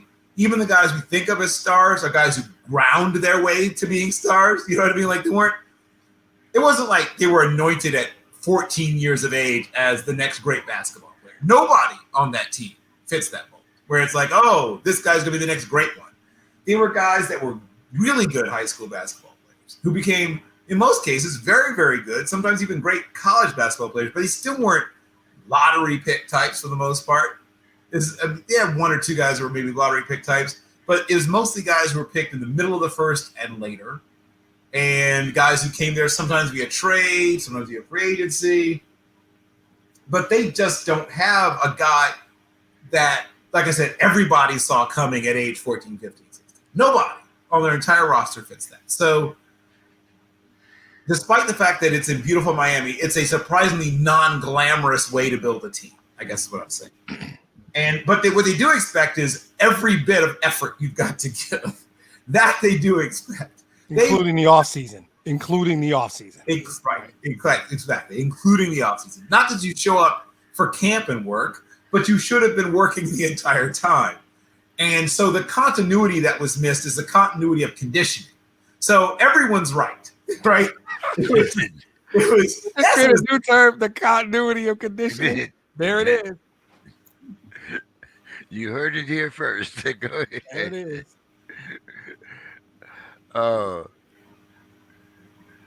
It's amazing some of the things that get said right here on the Sports Crib. But guys, let's try to get through this couple questions here about NCAA and what's coming up. And so I'm going to start with you there, Demetrius. Before finding his dream job at Michigan State, Mr. Tucker turned down a shot at an NFL job because of the controversial Rooney Rule. He didn't want to be, a participant, quote unquote. What do you think about? Tell us about Mel Tucker and what's coming up for Michigan State this season, Demetrius. Yeah, I think it is reflective of who Mel Tucker is. It also goes to my Cornbread Twitter page, which for almost a month now, I've taken to posting a different picture of Mel Tucker every day. And it's just a hashtag Mel Tucker every day. So every day there's a different picture of Mel Tucker because the concept is this relentless mindset. Mel Tucker doesn't want to be given anything. No, he doesn't want to participate in the Rooney Rule and get a job that could be tainted by this concept of his race. Mel Tucker wants what he gets because he earned it. And I think that's the mindset he's brought to East Lansing, whereas we're just going to outwork everybody. I'm going to get in the transfer portal, and I'm going to go get 2 running backs. I'm going to get a kid from Wisconsin, and I'm going to get a kid from Colorado, just in case. Between the 2 of them, we're going to make up the production of Kenneth Walker. Neither one of them is Kenneth Walker, but between the 2 of them, they can be Kenneth Walker. So that's how we're going to address that. We're going to go down to Georgia and steal one of their corners. He is killing the transfer portal, right? He's recruiting 4 stars. He's got 5 stars putting us on the short list at Stepping Stone, but he's getting 4 stars to commit. And back in the Mark D'Antonio days, we used to be called 3-star U, which was fine because D'Antonio got him to East Lansing. He coached the hell out of them, and we still beat Michigan. So it didn't matter, right? Mel Tucker is recruiting. He's handling the transfer portal. And more than anything, he's building this culture around accountability, attention to detail, sense of urgency.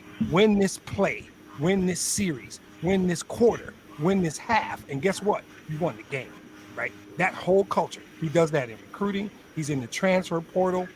And you see it. You see it, whereas right now, I think we got a top 10 recruiting class. When the dust settles and everybody commits, we might drop into the teens, but that'll still be the best recruiting class we've had in 15 years, right? He never stops working. Mel Tucker never stops. And that's the whole point of my hashtag Mel Tucker every day. Every time I post a picture on the Cornbread and Kool-Aid Twitter page of Mel Tucker, he's in somebody's living room. He's in somebody's living room trying to talk their kid into coming to East Lansing. And it's obviously it's going over well. They recognized what they had. They rewarded him. They dropped $95 million in his lap and said, go get it. And he never stops working. That's what Michigan State is. That's what we will be. That's why we'll keep beating Michigan. That's why we will win another Big Ten title soon. And that's why Mel Tucker will be our coach for a decade or more. Mike, he just walked across your lawn. I think he knows that Mike didn't want any of this smoke. That's why he's not on tonight. Mike didn't want to. He knows. We've beaten him 10 out of 14 times. This isn't even a rivalry anymore. I'm thinking about Ohio State. I don't even think about that. We have owned them for the better part of 15 years. Look at the numbers. So say whatever you want, talk all that nonsense. Harbaugh and his khakis, none of that shit bothers me. We own them. We've owned them for the better part of 15 years. I don't even worry about that. Hey, Don, how much heat is on Lincoln Riley to put USC in the playoffs this year? Not this year. Let's be reasonable. He's first-year coach there. He needs to worry about, beating guys like, Washington, UCLA, Stanford. But I think Lincoln Riley will he'll probably win his conference before they make the big jump. Yeah. Not when it comes to the real conference. You're talking about that bullshit conference he's in now, right? All right. But, when he comes to the big house, with the big boy, where the big boys play, we'll talk to him there. I think this year USC will finish second to Oregon. Yep. And then when they make the jump, we'll see how they do against the Spartans and the Buckeyes and the Wolverines and the Badgers. But for right now, that's thing about being a first-year coach. You go out and you throw out the team you have. They're not your kids. Right.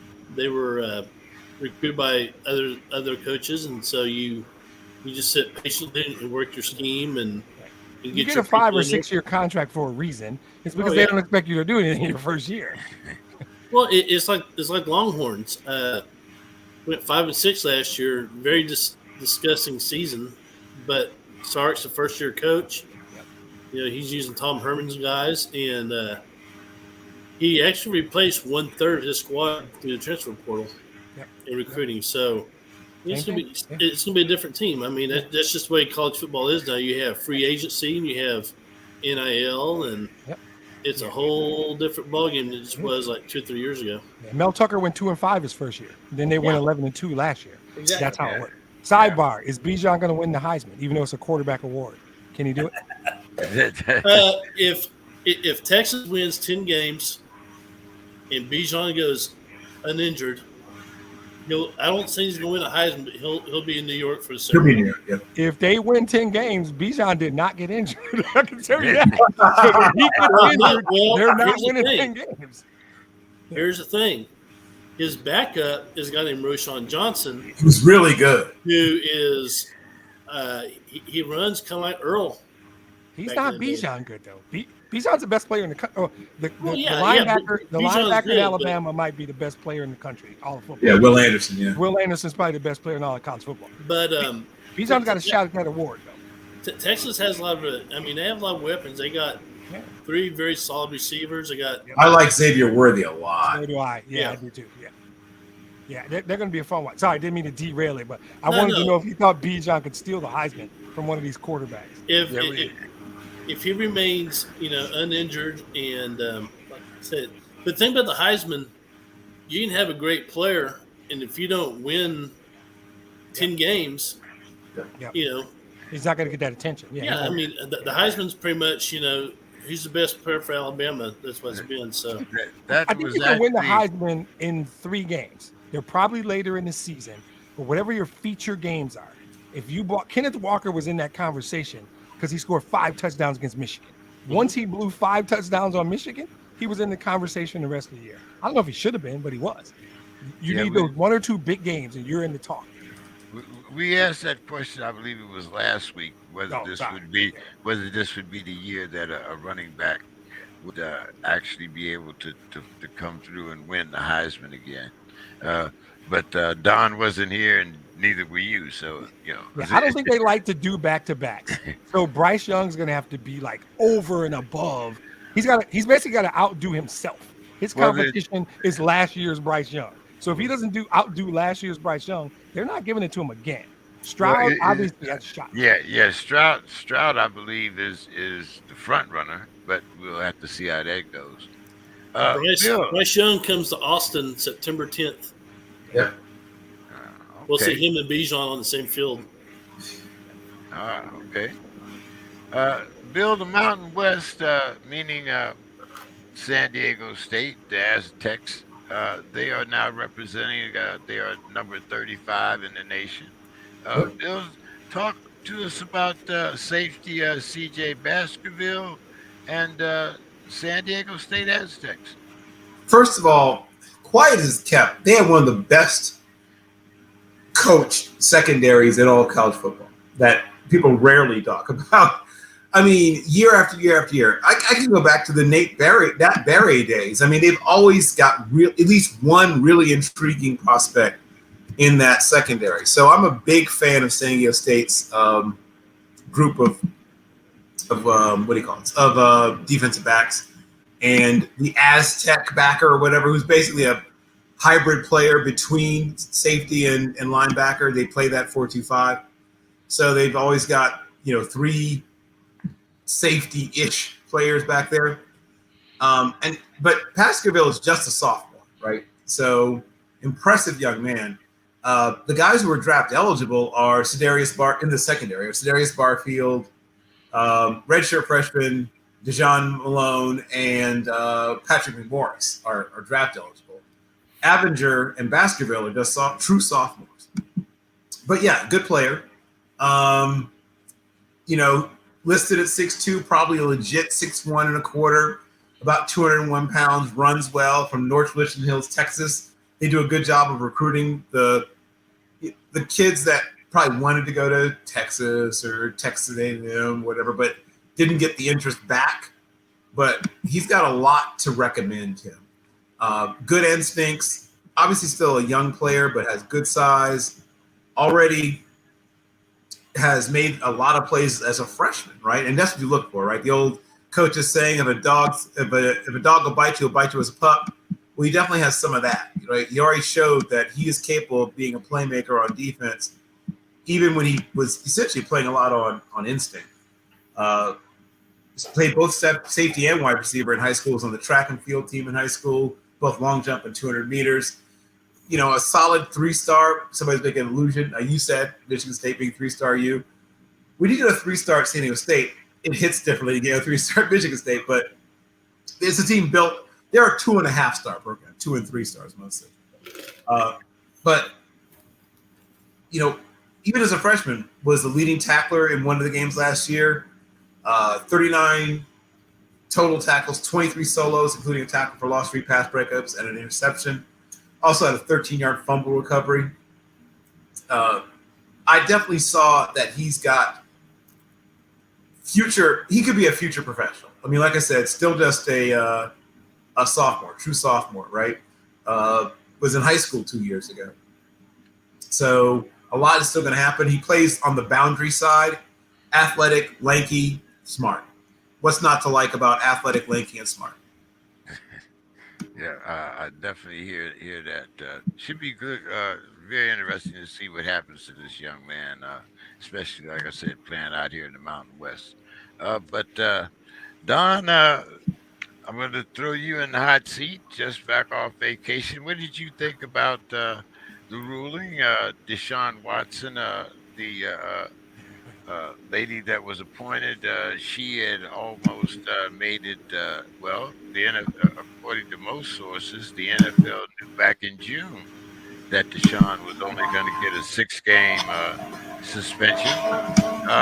Don, what did you think about not only the 6 games, but the fact that the NFL wants to appeal that suspension? they want at least a year. Uh, they call it an indefinite suspension and an $8 million fine. Don, what do you think?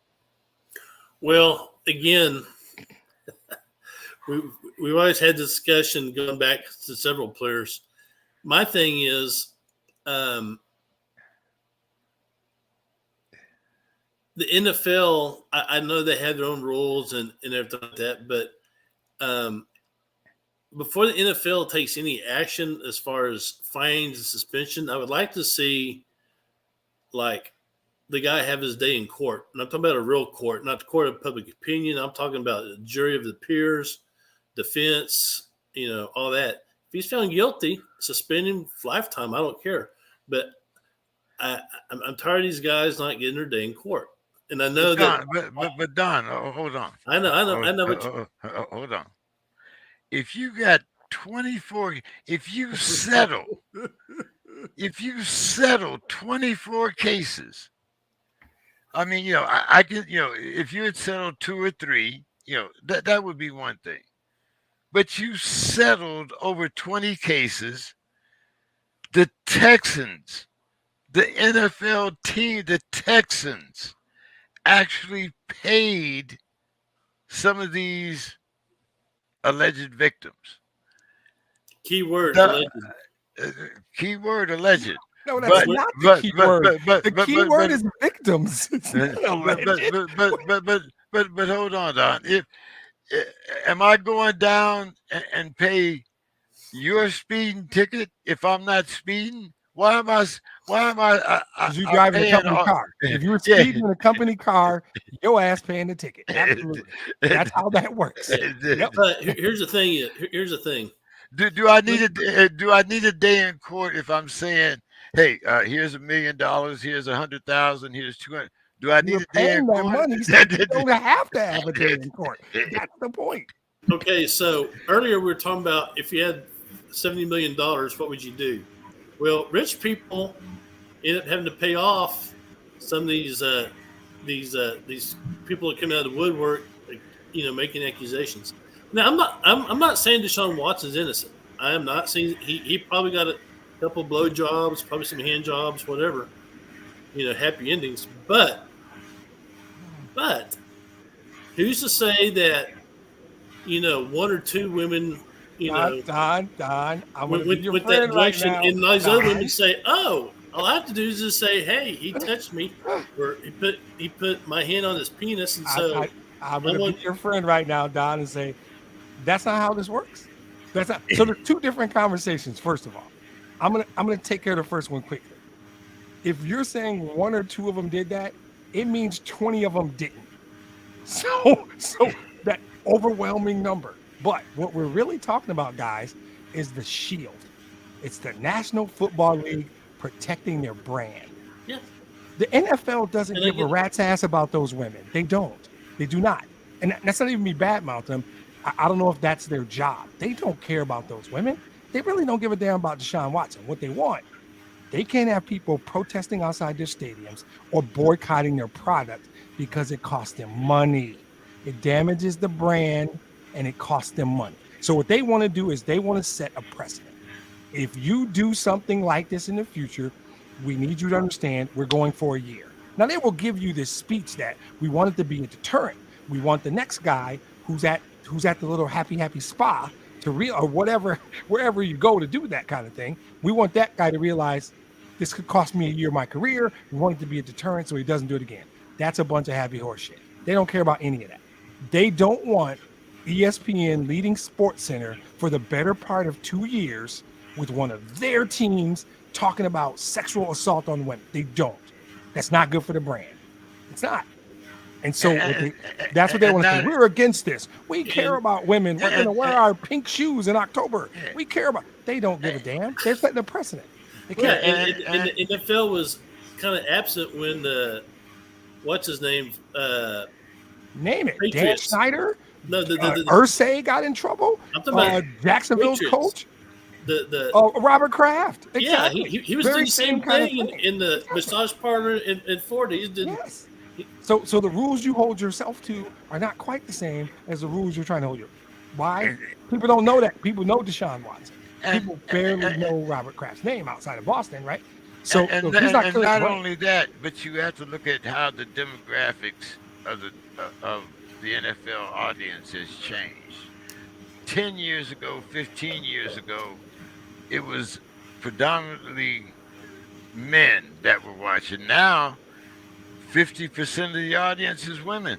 yeah, You know, so when you start talking about the dynamics, like Don said, I mean, uh, I know a lot about the criminal justice system, having been participated from the other side, but usually, that term, guilty until proven innocent is a bunch of bullshit too. But that's another show, and we'll go into that later.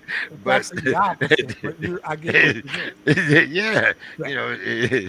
but Bill, go ahead. Yeah, I've been wanting to hear your thoughts on this anyway. Yeah. So, as I talked earlier about this, we've talked about this a few times. When I was in 4th grade, my mother went to law school, and our lives changed because my mother was very busy. Went from being a person with time for lots of other stuff as a mother to having very little time for anything else. She went to a very demanding law school, Marshall With, the same law school that people like, I don't know, Thomas Jefferson went to, and one of the oldest law schools in the nation on the campus of William & Mary University. And very demanding institution. A lot of big-time politicians like Michelle Bachmann and Bobby Scott and many others have gone there. And she graduated near the top of her class, which means that she put in a lot of work. She actually left the house for last year. Her 3rd year of law school, she took an apartment nearer to campus and only came home on weekends. That's what it's like going to law school at Marshall With. But I picked up some things about the law.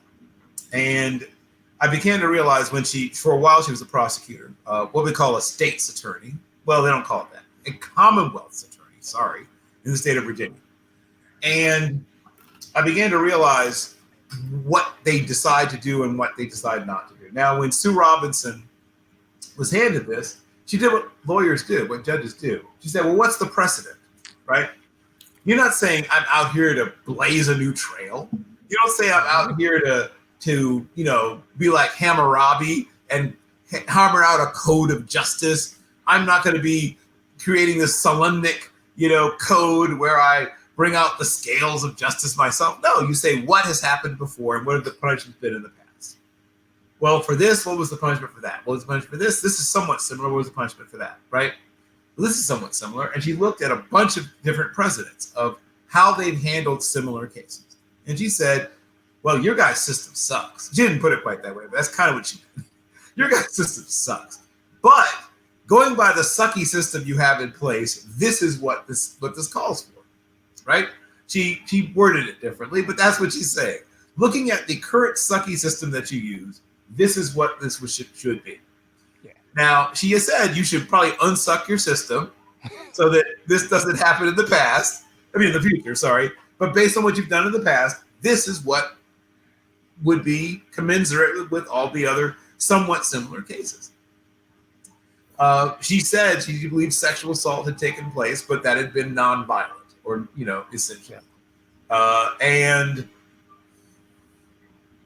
like I said that given the parameters of what you've given me to do, this is what makes sense. Which is exactly what the job of an arbitrator is. Correct. That's exactly what she was supposed. She called it disgusting, but she basically said, you guys have sucked for years at punishing this thing, but I have to go by what you've done in the past. Don't ask me to change it. Don't ask me to change it. That's not my job. Not my job. Nope. Not in my job. My job description is to find, based on the system that you already have in place, what is in alignment, right? Based on what your contracts say between the NFLPA and the league, based on who has done similar acts and how are they punished. Yeah. So you can complain in whatever direction. If you think it's too harsh, you can complain. If you think it's not harsh enough, you can complain. And I don't think there's too many people out there who think it's too harsh. But this is not an actual legal system anyway, right? I mean, it pretends to be one on television, but it's not a legal system. They don't actually have checks and balances. It's not real ones, right? And they don't have to. It is a private organization, and ironically, a private non-for-profit. The NFL itself is, believe it or not, a non-for-profit organization. We'll get into the ins and outs of that some other time when I explain why it is they do it that way to dodge all the tax implications. But which means that they have to divest themselves of all the income base. They can receive as much income as they can get their grubby paws on. They just have to send it someplace. And there's lots of ways to make that happen. And if we had a forensic accountant on the show, they can truly explain. But getting back to the real crux of this matter, whatever you think about the case, whether one woman was truly violated and the rest of them hitched a ride, or whether all but one of them were truly violated and one hitched a ride, or it was 50-50. None of that matters. I mean, let me rephrase that. It matters, but it doesn't come into play in the punishment phase, right? You don't say, oh, we think X percentage of the women were telling the truth. Like that doesn't come into play. That's not how this part of it works. Yeah. You look at how have we looked at past actors who did something fairly similar. How were they punished? Boom, cut, dry, boom, it. So you can have loads of opinions because opinions are fun to have, but that's how the system works so far. If you want a different process, make one. Make a different process. And that's what the league is trying to do. The league is saying, okay, what you said to us, Sue Robinson, is that the arbitrator's job is to reference precedent. We're going to establish a new precedent. That's what we're going to do. That's what we're going to do. So that the next person, and sadly, guys, it's going to be a next time. It's going to be a next time. Yep. Next time, they got to go back and go, okay, Deshaun actually did a year. That's what you reference as the precedent, not Sue Robinson sticks game. Yeah, who'd imagine 2022 we need a 3-strike law in the NFL, right? But hey, it is what it is. Don, and should we name it the Richie Incognito rule? Right, right. The Ben Roethlisberger rule, what they did. Name it. Don, head coach Mike Tomlin says that he's all for players wearing guardian caps. The Jets head coach, Celine, he worries that the side effects of using the guardian cap is that players are going to start using their head more. What's your thoughts on the guardian cap and its use? Wait. Robert Saleh said if they use guardian caps, they're going to use their heads more? Does he not see how much they're using their heads right now? How much more can they use their heads? Well, all right, sorry. Go ahead, Don. I'm all for anything that promotes the safety of the game. I mean, that's just the bottom line. So, yep, I agree.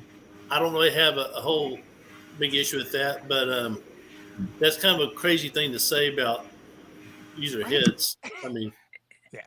Even me, I don't even have a whole dissertation on this. It makes too much damn sense. Of course you should. I don't care about the aesthetics. You can put a Lions logo on a Guardian cap. So I'm cool. You're going to figure that part out. If they can wear it and it doesn't impact their ability to play the game, and you're telling me it makes them safer from brain injuries, what in the blue hell is Robert Saleh talking about? Because I watch a lot of football and there's plenty of head. I don't think guys are going to say, ooh, I got this cap now. I can spear people. That's still against the rules. Right, it's still going to cost your team a win. I don't know. Maybe there was different context to what he was saying. If he said that and it sounds like that's a side effect, is that then the players he's talking about are really stupid and they don't understand the point of the guardian cap. And maybe he's right and I'm wrong. I don't know. I don't agree with him. Bill, what do you think? I mean, the guardian cap to me is no more than like a quarterback wearing a red shirt during practice. But what's your thoughts? I mean, is all of a sudden he's going to think that he's wearing a red shirt in a game and start doing stupid shit? I mean, I'm kind of like, it doesn't change technique. It doesn't change what you guys have been taught. Maybe I misunderstood. I don't know. Well, what he's saying is that since it's protected, guys feel more comfortable sticking their heads in and So doing a rookie in the National Football League has probably played football for 7, 8, 10 years already. He's been taught at least technique, pad level, keep your head up. He's been taught how to tackle. And Robert Saleh is saying some 5, 6, 8-year veteran or even a rookie, you put a guardian cap and he's going to disregard all that he's been taught and just start throwing his head in. Yeah, I don't think that's how repetition works. What do you think, Bill?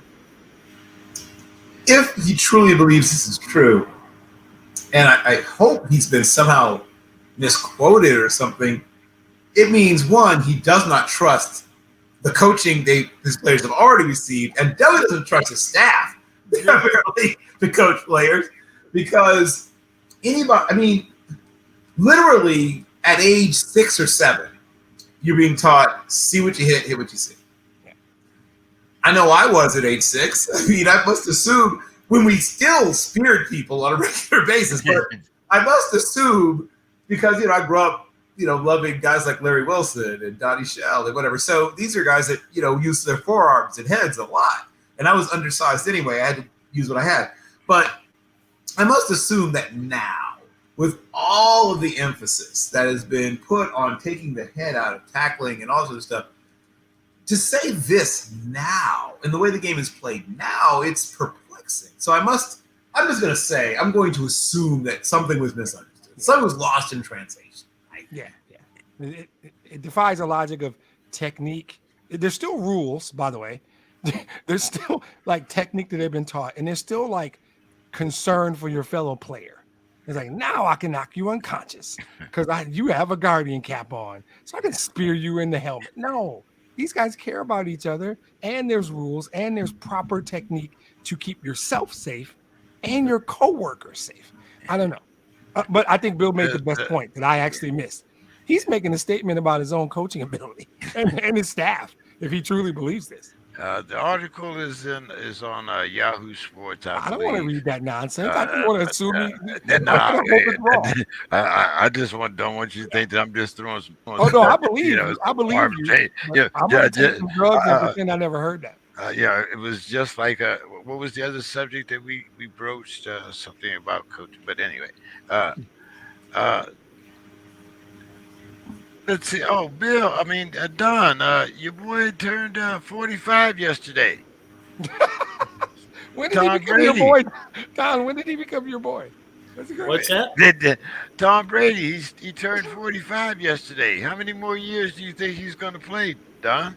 I think this year will probably be it. Depends on how the season goes, but the fact that he's playing at 45 is pretty remarkable. And he's not my boy. You know that's Peyton Manning. Peyton Manning is still retired, and I'm sure I'll see him watching his nephew next year in Austin. So I'm excited about that. Yeah. So Demetrius, Tom's not going to stick around to throw passes to his son? So I have been, and I want it on record again because it's not the first time I've said it. I called for the Saints to win that division. I've called for the Bucs to take a step back because, as the great philosopher LeVar Ball has said many, many times, Father Time is undefeated, never lost. Never lost. This is the year Tom Brady falls back, as well as other players on that team. That whole team takes, to me, a 2 to 3 game step back. I like Todd Bowles. I really like Todd Bowles. There's a lot of change happening in that organization. And Father Time is undefeated. And eventually Tom Brady's going to get, I think we all agree, one of these years you're going to go, oh, damn, Tom Brady looks old. And football doesn't do gradual. Father Time doesn't do gradual in football. Father Time sneaks up from behind you and puts you in a chokehold and like Debo and says, go to sleep. And next thing you know, it's over. And I think that's what happens to Tampa. I think that's what specifically happens to Tom. Avocado and strawberries aside, eventually this is going to stop working. And I think this might be the year. Bill, how many more years do you think Tom's going to play? Is this his last year? Well, this is that year. And as much as he's hated the idea of spending all that time with his beautiful wife and his beautiful house with his beautiful children, eventually even he will have to face the looming possibility of being stuck in the house with his beautiful supermodel wife in his amazing mansion with his children. But for not for long, he'll find something else. I promise you. He'll find something else to do. Well, I mean, he has 4 kids. It's evident that he does spend some time at home. Yeah, but not at 45. We'll know. So here's what I would say. Tom got some frozen back there in the vault. Y'all, Exactly. Cryogenic, baby. Cryogenic. What I will say is that, as was alluded to, the issue won't even be on game days, right? It'll be the recovery days, right? What does Tuesday feel like at 45 when you've been playing football? I mean, it's an open question because I think he's the list, right, of guys who've played at 45. So we'll be finding this out. This is all new data being collected. And he's been close to injury-free for a long time, but how long can you run through the raindrops and not get wet? I mean, it doesn't take much. You step on someone's foot. It's not like you have to get some violent blast. Like, you can literally step on somebody's foot laying on the ground near you, right? And when you that high ankle sprain that you recovered from in 8 days when you were 24, at 45 might take 3 times weeks. that long, twice that long. Right. Yeah. So I don't think he's going to flat out suck, but I do think he's not going to be the same guy. Because how can he be the same guy forever? And I do think that he's going to get some little nagging injury that won't even look like much to us. That's the thing that hamstrung it. That it was going to look like nothing. But when you're 45, there's no such thing as nothing. No injury is a nothing injury at 45. And I'm going to go bold and say Bill just subtly called it without even trying. It's going to be a hamstring. I think right. That's the kind of thing something 45-year-old. Yep, that just lingers the whole damn season because you're 45. Yep, all year. Yeah. You're 45. So is your hamstring. Yeah, right. Demetrius, the Lions picked up wide receiver and kick returner specialist Maurice Alexander from the Adult Pop Warner League. How are they planning on moving forward? And do you think that guy from the school that we should not mention will be a candidate for Defensive Rookie of the Year? Well, Aiden Hutchinson is his name, and the night he got drafted, he ceased to be an alumni of that school, and he became a Detroit Lion. So you can say his name. You can say his name. I am ambitious. There's a reason my podcast is called Cornbread and Kool-Aid, because I am the eternal optimist when it comes to this football team.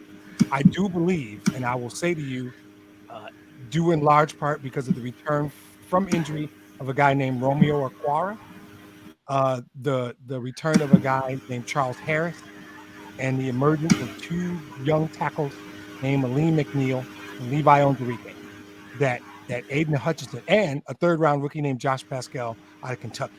There is depth across that line. Right? Aiden Hutchinson will get double-digit sacks. He'll be in the conversation. I don't know if he'll win it because he still plays for the Lion. We get no gifts.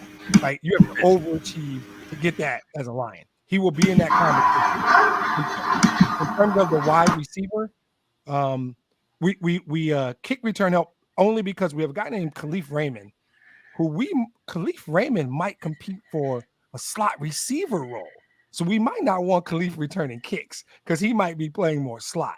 Because I think there's some double slot stuff with Amon-Ra St. Brown. And our wide receiver room was not the strongest room last year. It is greatly improved. So the short answer on the Adult Pop Warner League guy is give him a look, see if he can be something special in the return game. And if not, it's cool. But you got to take a look at guys like that. And Hutchinson will be in the conversation all year because I think he's going to get double-digit sacks. He will almost never get double-teamed. The double teams will go to Romeo. The double teams will go to Charles Harris. The double teams will go to other people, and he will get an opportunity to put up scary numbers, 12, 13 sacks numbers, right? Bosa numbers. And he's I don't know if he's a Bosa. He's got a lot of talent, and he's got a crazy motor. That kid plays every single play. He's a 3-down lineman. He doesn't have to come off the field. So he's got the potential to do it, but he's still a Lion. So we're not getting any player of the year consideration unless you just grossly overachieve. Well, hey, it'll be interesting to see. I don't know. It seems like Mr. Scott talks a good game, but I haven't seen him on lately. Mr. Scott don't want this smoke anymore. The last couple of times, it wasn't even fun. It was so easy, it wasn't even fun. He doesn't. His twins are giving my Tigers the business, and that's all he's got. I think something deep inside him knows the Vikings got a fluke last-second field goal win, and then they took an L when they came to Detroit. He sees that train coming this year. He's gonna watch Hard Knocks, and he's gonna be, I better leave that dude alone. And his Timberwolves made a big move, right? But he don't want this smoke. He saw it. He know what happened. His Timberwolves made a stupid move. Come on, I mean, I'm trying to be nice. That's way too much for a two-dimensional player. As much as I lauded Bill Russell for what he brought to the defensive end, that is a haul for Rudy Gobert. That's a ton. Utah put on ski mask for that transaction. Their GM was sitting in his office with a ski mask. Like, we are just going to rob these fools. Now, we'll see what happens. I don't think they're going to win the West or compete. That was a great move by Utah. I didn't like the move. But Mr. Scott doesn't want any of this. He may never come back to the sports book. If I was him, I wouldn't either. I would make sure that I'm traveling so I'm not on, and that's the night I'd come on. Guys, I'm going to go over some of what I consider the GOATs. And tonight, we're just going to go over offensive positions. And you can tell me what you think about this list, or do you think that there should be someone else on it? Yeah, Don, great call. This is awesome. This is really cool what you do. Don, centers, Jim Otto, Mike Webster, or Damani Dawson? Hey, all three good choices, but I remember watching a what's it called? Inside Sport of Bryant Gumbel on HBO. Real Sports. What's it called? Real Sports? Real Sports. Yeah, I'm sorry.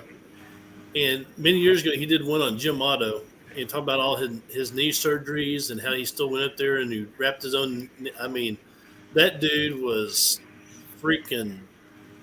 I don't know how he did it. He got my admiration. So I'm just going just because he's a tough old bastard. I'm going Jim Otto. Tough old bastard is accurate. We're not going to ignore there's two Steelers on that one, are we? That shit was an accident. Okay. Excuse me, Mr. Demetrius. Your picks, please. Unless you think there's someone else there. After saying all that, I'm going to go with Mike Webster's. I'm going to pick one of the Steelers. I think Mike Webster defined that position in the I think things ended sadly, as I recall. I think he was one of our CTE sort of people, right? But as a probably player, one of the pioneers of the research, one of the bigger cases. But I think he redefined that position. Athleticism. I think he was one of the early guys who were calling formations from the center position. So I'll go with Mike Webster. And I love Damani Dawson and Jim Otto, by the way. There's no bad choice on these lists. That's why this is really cool. But if you made me choose one, I'm taking Mike Webster. He's snapping the ball. Bill. I'm going to actually break from the pack a little bit. And Mike Webster's right there for me, but the most technically perfect center I've ever seen in my life is still Dwight Stevenson. And I love Mike Webster. Wait, you don't get to go off the list, Bill. Oh. Somebody from the list, man. Oh, from the list. That's why it's from the list. Get off the list. That's easy. No, you got to stay one of those three. You don't get to go off. Okay, well, then if we're just going from the list, it's Mike Webster. A 4-time Super Bowl champion, obviously 9-time Pro Bowler, 5-time first team. I just wanted him to agree with me. That's why I did that. And I mean, one year obviously in Kansas City, but so many great years in Pittsburgh. And with the exception of, like I said, very close to the end of his career, he was almost unquestionably the best center of his era. Yep. And his era, stretched through the changing of the game, right? When he enters the league in '74 in that amazing draft class that had, Swan in it and had, Jack Lambert in it, and Donnie Shell is an undrafted free agent. We'll never see that again, obviously. But he enters a run first NFL, right? The best teams in the league run. By the time he ends his career ends in 1990, the game has shifted, and he kept up with that shift. He went from being the best pulling center, if not of all time, certainly on a very short list, maybe the best pulling center of all time. And I wouldn't. It'd be hard to fight it but it's certainly up there. And then showed he could be a great pass protector when the game shifted towards that. So, yeah, I mean, from this list, he's my number 2 center of all time, and he's my number 1 center on this list. Guards, Bill, Gene Upshaw, John Hanna, or Larry Allen? Okay, Larry Allen, because Larry Allen was essentially a superhero. Larry Allen, my God. I mean, Larry Allen did things that sound like things like John Henry, like Paul Bunyan, like things that you should be hearing about from like the 18th century, right? Passed down from generation to generation. I once saw, Larry Allen put a train that fell off the tracks back on the tracks, like that kind of stuff. Like Larry Allen did things that just don't sound humanly possible. I remember watching years ago him bench press 705 pounds. People don't bench press 705 pounds. What are we talking about here? How is that even something you think about doing? I mean, why would that even occur to you to try? When you're sitting there and somebody proposes that, that's the thing you go, what the hell are you talking about? I'm not doing that. Larry Allen was like, I'm sorry, what's that? Yeah, let's go. We'll never see another Larry Allen. There's certain players that I just don't think will ever be like, he's on that list of guys we'll just never see again. Demetrius? Yeah. Easy for me because I agree 100%. Larry Allen is different kind of thing. I would like to certainly recognize both John Hanna and Gene Upshaw for the players that they are. Our statements are not anything against those guys. Larry Allen was different. It was different. There's stories about it. It's really everything Bill said. There's like urban myths about Larry Allen, like lifting 2 cars while eating a sandwich, some nonsense, right? That's how good he was. That they would make up nonsense stories about stuff Larry Allen did in camp. Larry Allen, if this whole game is you can pick one of those 3, who you taking? I'm taking Larry Allen. Don. You gotta go with Cowboys. Larry Allen. He and Nate Newton, they formed a great offensive line there for the Cowboys. I'm a big Gene Upshaw fan. Went to Texas A&I. That's not too far from my house, but I could go Larry Allen. Don, tackles, Andy Munoz, Jonathan Ogden, or Orlando Pace? Ooh, very close one there, but I go with Munoz. For so long, and of course I was a lineman for so long. Anthony Munoz was the standard by which people rated offensive linemen, so or offensive tackles. So I'll have to go with Munoz. Bill. Once again, I am forced to agree. I mean, since Walter Jones wasn't mentioned, the only other person I even put in the same breath with him, he was, once again, I mean, that's how you teach your kid, right? You want to teach your kid to play left tackle, you show them Anthony Munoz. If Walter Jones isn't allowed because of the list here. A guy that wasn't even supposed to really last in the league because he had bad knees. That's why he was available to the Bengals, who were known for scratch and dent sale drafting anyway. And they hit it all the way out of the park on this one. And he's still the only Bengal Hall of Famer, which obviously all my Bengal fans friends are quite rankled about, but so deserving. And just everything about him is like, this is how you play left tackle. Like, it's you have to really be a nitpicker to find something to criticize about Anthony Munoz. And I'm critical, but I can't really. I mean, as close to perfect in terms of how to play the positions I've ever seen. Demetrius. I'm going to do the Bill game and say, since I can't mention Willie Roaf, that's who I really like. Yeah, it's a clean sweep. When they name positional awards after you, yeah, it's meaning, right? And I know there's at least one tackle award I know of that's called the Anthony Munoz Award. If they're naming positional awards after you, then it's probably yours. And then again, Walter Jones for sure, Willie Roaf for sure, both of these guys. But yeah, Anthony Munoz is my choice. That's clean sweep. Demetrius, tight end. Tony Gonzalez, Rob Gronkowski, or Kevin Winslow. Okay, so again, in the spirit of Bill Carroll, since Antonio Gates isn't on the list, no, I'm kidding. Kellen Winslow to me was as an exciting a player to watch at that position. No slight to Gonzalez would be a close second. Kellen Winslow dominated games like a wide receiver sometimes. That's when he and Dan Fouts, I'm going to say Kellen Winslow probably made it cool to play tight end. That was when playing tight end became a thing. There were tight ends, we knew about Ditka. We knew about tight ends back. They were these gruff and blocking. Kellen Winslow made playing tight end cool, and he did it exceptionally, right? I wish he had a ring. He and Dan Fouts both did, and Charlie Joyner, and don't get me started on that whole group. I'm going to go Winslow because I just remember as a kid watching that guy play, and not just the Heat game in Miami where they're carrying him off the field.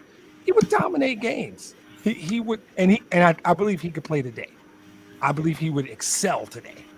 He would be the number one rated tight end on the fantasy draft board in his prime. I'm going Winslow. Don.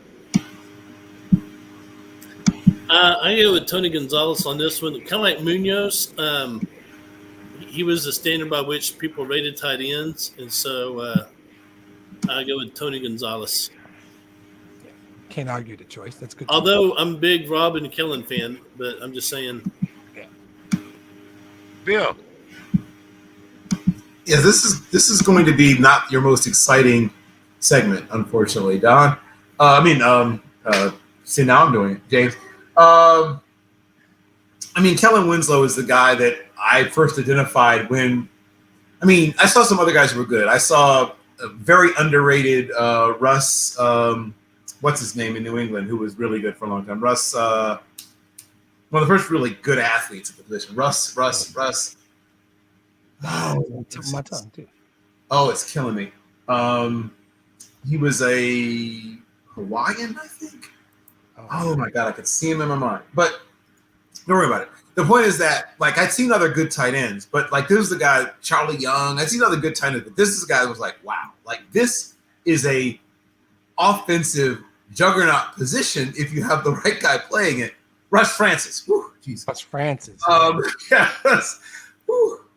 So I'd seen guys who were good. J.V. Kane, who unfortunately died young, who was the first Air Coryell tight end, right, in his days with the Cardinals. So I'd seen some guys, Jackie Smith and Jerry Smith, not to be confused with each other, who were both really great tight ends. One who's in the Hall of Fame, one who should be in the Hall of Fame.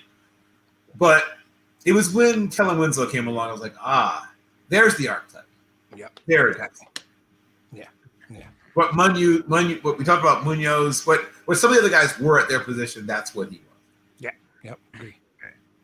Now, you guys might disagree with me, but when I talk about wide receivers, especially GOATs, these are the only two guys that really come to mind. There are a lot of also-rans, but Bill, Jerry Rice or Randy Moss? Jerry Rice. And here's how I'll explain it. I remember, when you're a backup, you talk to your coaches a lot. So you get to hear how they think about football, what they have to say about football.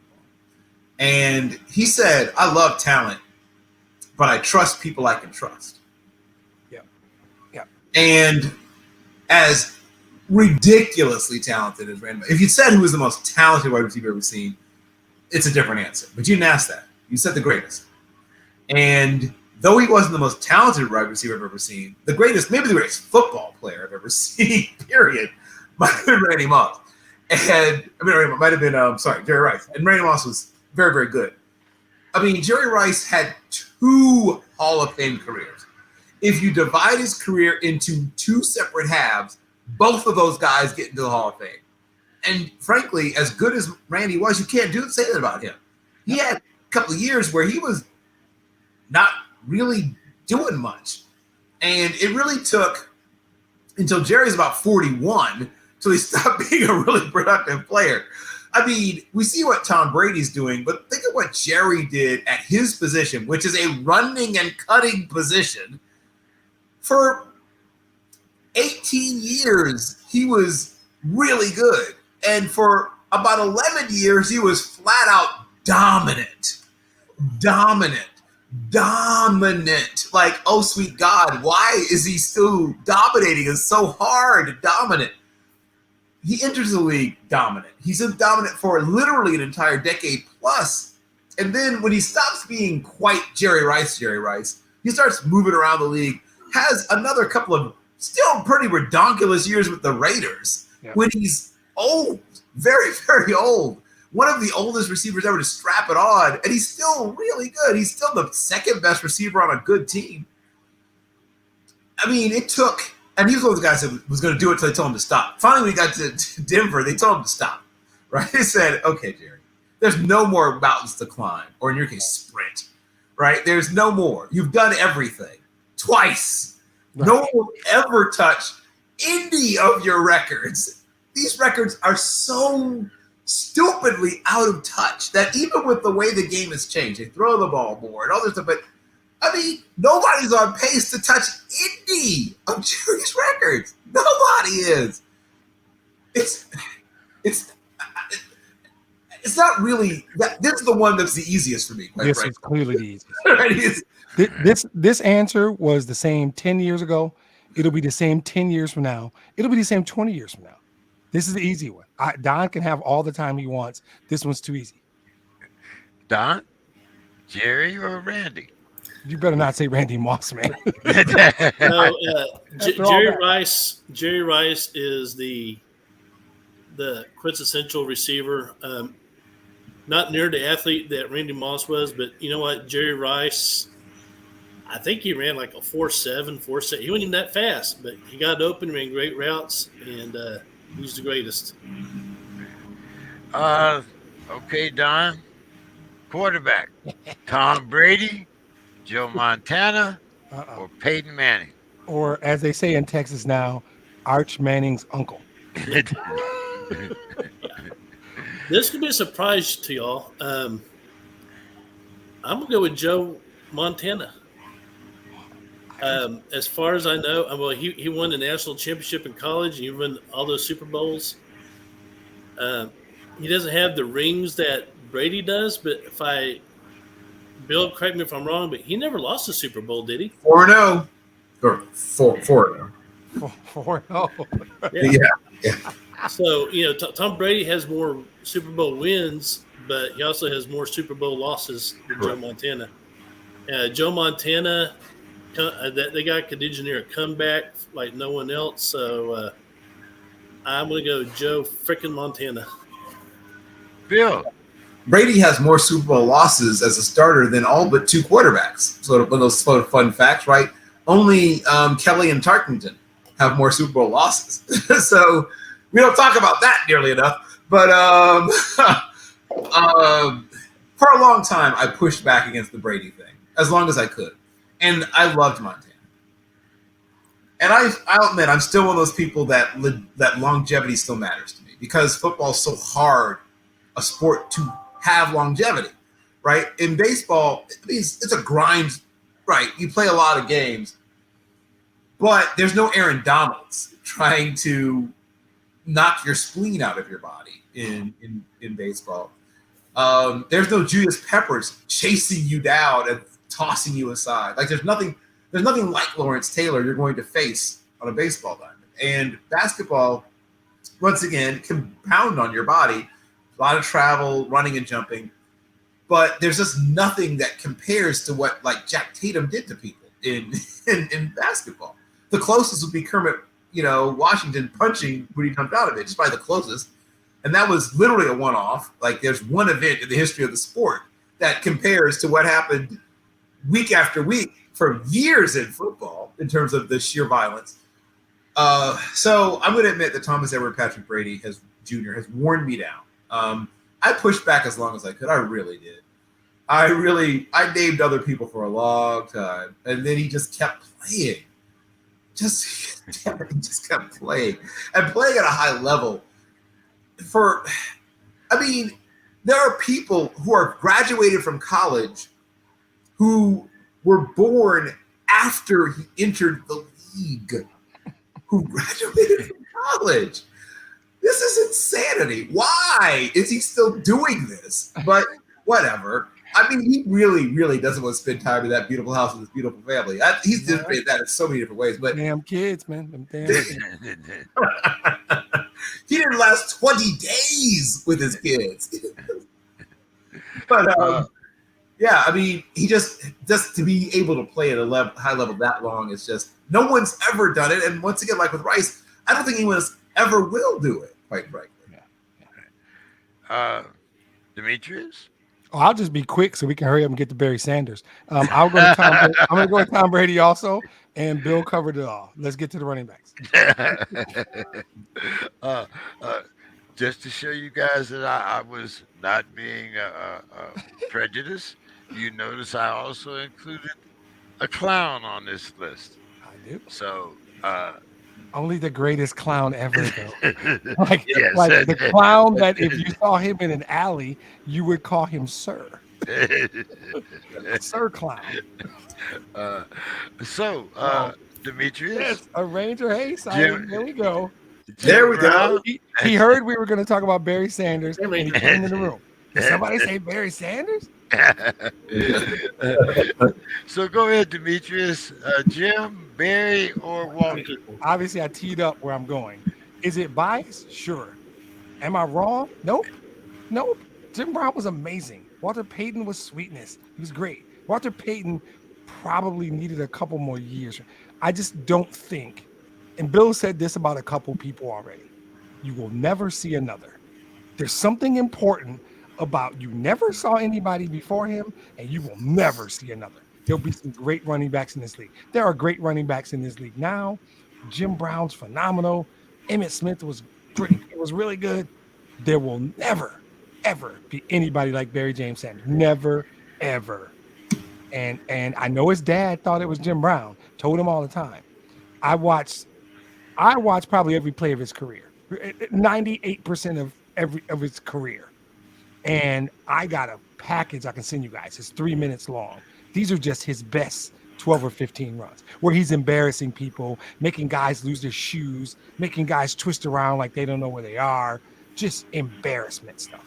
And I challenge anybody to put together a video of another back ever in history. The only one I would come close, but he didn't play long enough. Injury took it. The only person I would put in his class is not on the list. That's Gale Sayers. Gale Sayers was a different kind of. There will never be another Barry Sanders.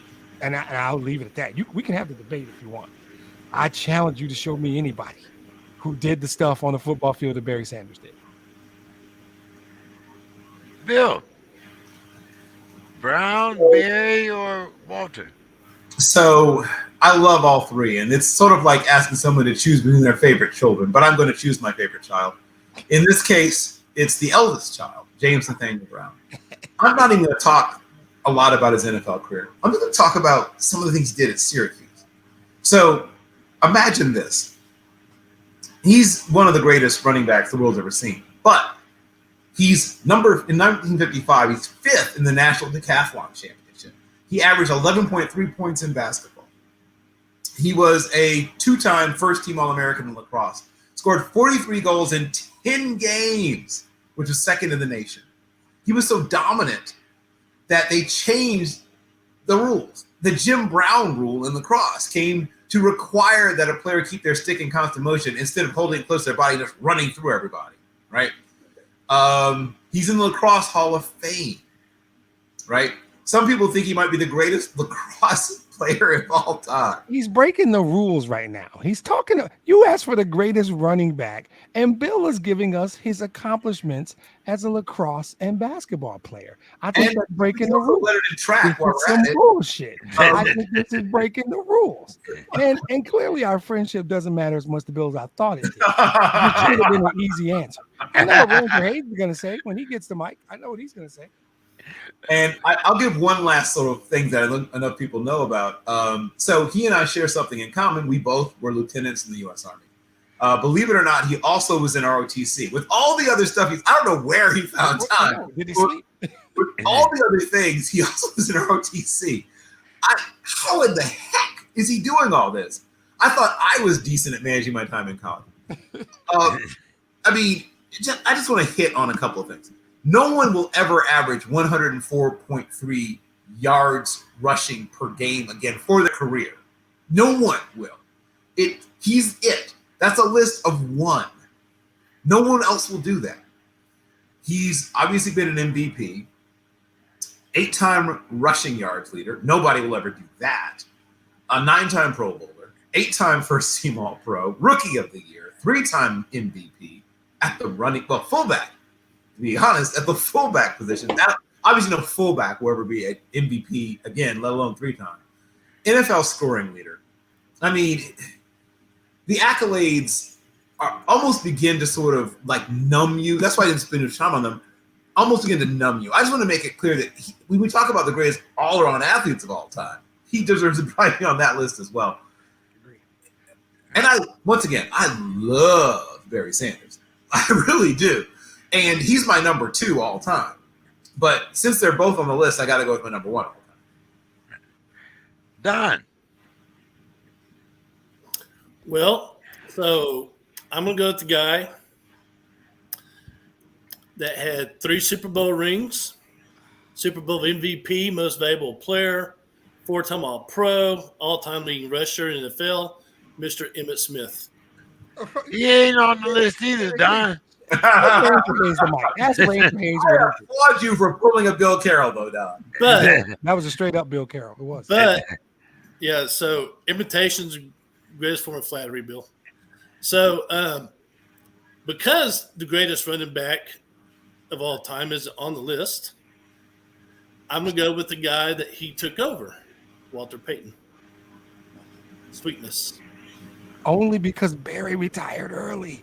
That record would have been so far out of reach, Emmett wouldn't have been able to sniff it. And the reason I didn't pick Barry Sanders is because he retired early. He still had good 4 or 5 years left in him. If Barry played 5 more years, that record would still be standing right now. Yeah. Easy. Yeah. So if we had the all potential. That's fair. I can't push back on that. Emmett played a full career. Emmitt Smith's the greatest running back in the history of the NFL. He's not on the list. I'm going Walter Payton. Right. It's fair. And this list will probably change. But Don, hey, good to have you back, my man. Glad you enjoyed your vacation. Give us your final thoughts and any social media you might have. So my final thoughts is if Bum Phillips can give Earl Campbell the ball 40 times a game, Earl Campbell would be on that list. But his career. Like Bud Phillips said, he goes, when Earl ran, snot flew. But yeah, I'll put that there. Great to be on with you guys. Look forward to next week. That's my final thought.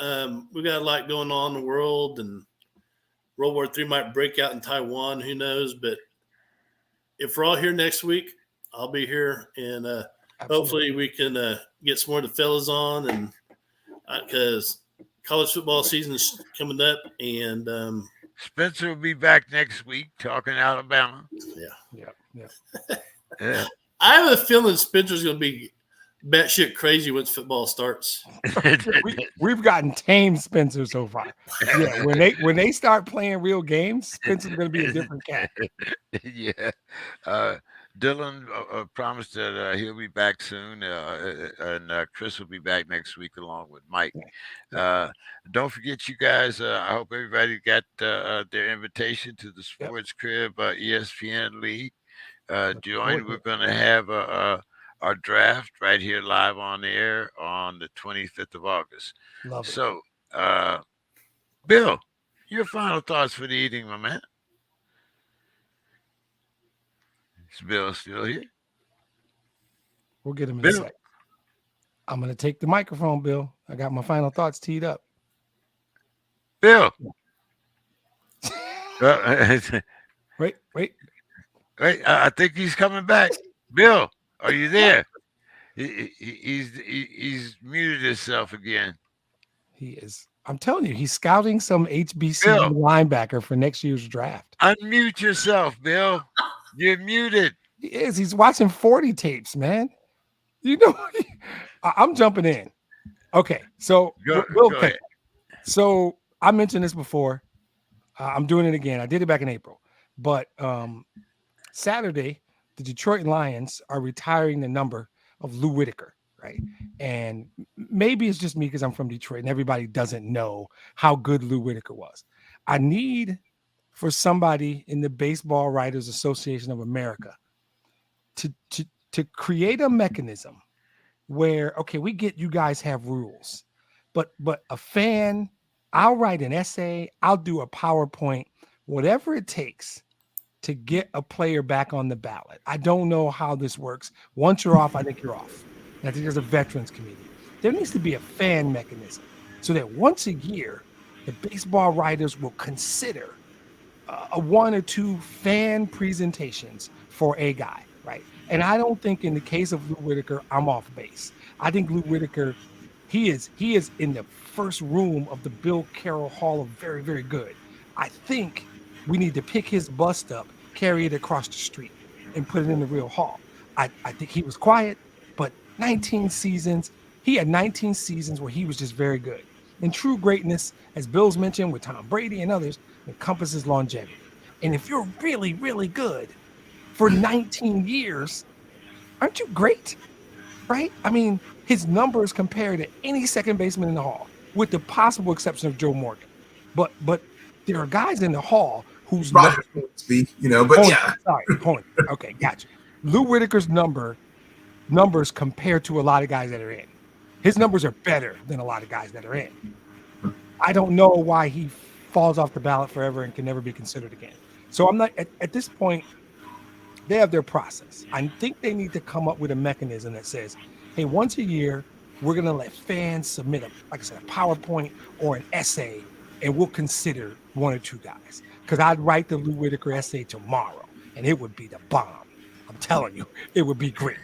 Lewis Rodman Whitaker Jr. should be in. But the Tigers are doing the right thing on Saturday, retiring his number. He deserves it. It's going to be great. I wish the team was playing better. But they're not, but that's okay. That place is gonna do Lou Whitaker right, because even if the baseball writers don't get it, people in Detroit, Michigan absolutely revere Lou Whitaker, as well we should. Because not just for 1984, but that dude gave 19 seasons of just consistently good baseball at the plate and in the field. So I will probably mention him again one day, because this is my current bandwagon. This is my current mission in life. Somehow get Lou Whitaker back on the ballot. So if you know somebody or you talk to somebody, tell them to Google Lou Whitaker. That's all I got to say. Mr. Carroll, final thoughts? Any social media? Yes. Well, I've got final thoughts, obviously. And yeah, what the heck, some social media as well.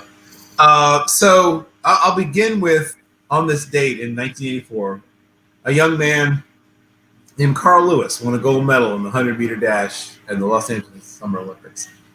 And, we talk about the designation of GOAT, right? And how easily some people throw it around. And there's certainly a case to be made for some other track and field athletes, some other sprinters. I feel like it's difficult to argue against Carl Lewis maybe as the greatest all-around sprinter of all time. Not just because he won a bunch, and he did. He won a bunch, and did it for an amazingly long time for a sport that's built entirely around explosive speed. To be as good as he was for as long as he was is extraordinarily difficult. And last but not least, he was a shade over 6'2". And you notice that, I mean, we saw this later, of course, with Polk as well. He was running against guys who were sometimes as short as 5'5" and change, And usually the next tallest guy was maybe 5'11", maybe 6 feet. We usually had 2 inches and change and more sometimes on the next tallest guy in the field. And so usually at about the 12, 13-yard mark, he was, if not in last place, like it was a good race for him if he was in like 4th at that point. But then in the 100, that last 85 or so yards, no contest. It was like watching like a finely tuned sports car, right? Shift into like 3rd, then 4th gear, and then right, and just pull, right, just pull. Oh, he hit his mute button. Oh, I think he's saying really good stuff too. There you go. Oh, can you not hear me? Yeah, we couldn't for a second. You muted yourself for a second. We don't know. Oh. You're good now. You're good now. I remember muting myself. I don't know how that happened. But yeah, Carl Lewis was still maybe the smoothest of all the great sprinters I've ever seen. As great as Bolt was, and still is probably, I mean, could be if he wanted to keep going at it, though he's moved on. There was something about Carl Lewis, and Carl Lewis ran more different events also than Bolt. I mean, Bolt was essentially, he ran the 100 and 200 some, but I mean, Carl also was one of the great long jumpers in history. And to my knowledge, I don't think Bolt's ever long jumped, or at least not at a high competitive level. Yeah, not at that level. So, I mean, it's hard for me to think of another speed track and field athlete who had a better, longer, all-around career. And I'll just throw in, like, as a little quick bonus, as much as, and of course, you know, watching his career was a gift and a pleasure. And he's one of those people I'll sort of hold on in my memory forever, quite frankly. Like, I'll never forget what it was like. But I'm also going to throw out that, you know, and it's a shame that our friend isn't here from the Twin Cities, because today in 1985, Rod Carew got his 3,000th hit. And the way the game is played, we're not going to see players like him anymore. We talked about players like last of their type. They don't make Rod Carews anymore. Guys who choke up, guys who have a completely different swing for the two strikes. Like, those guys are gone. You don't see guys who change everything they do to adapt to the pitcher. He would change where he was in the batter's box sometimes based on the pitcher. He would open or close his stance sometimes based on what the pitcher was doing.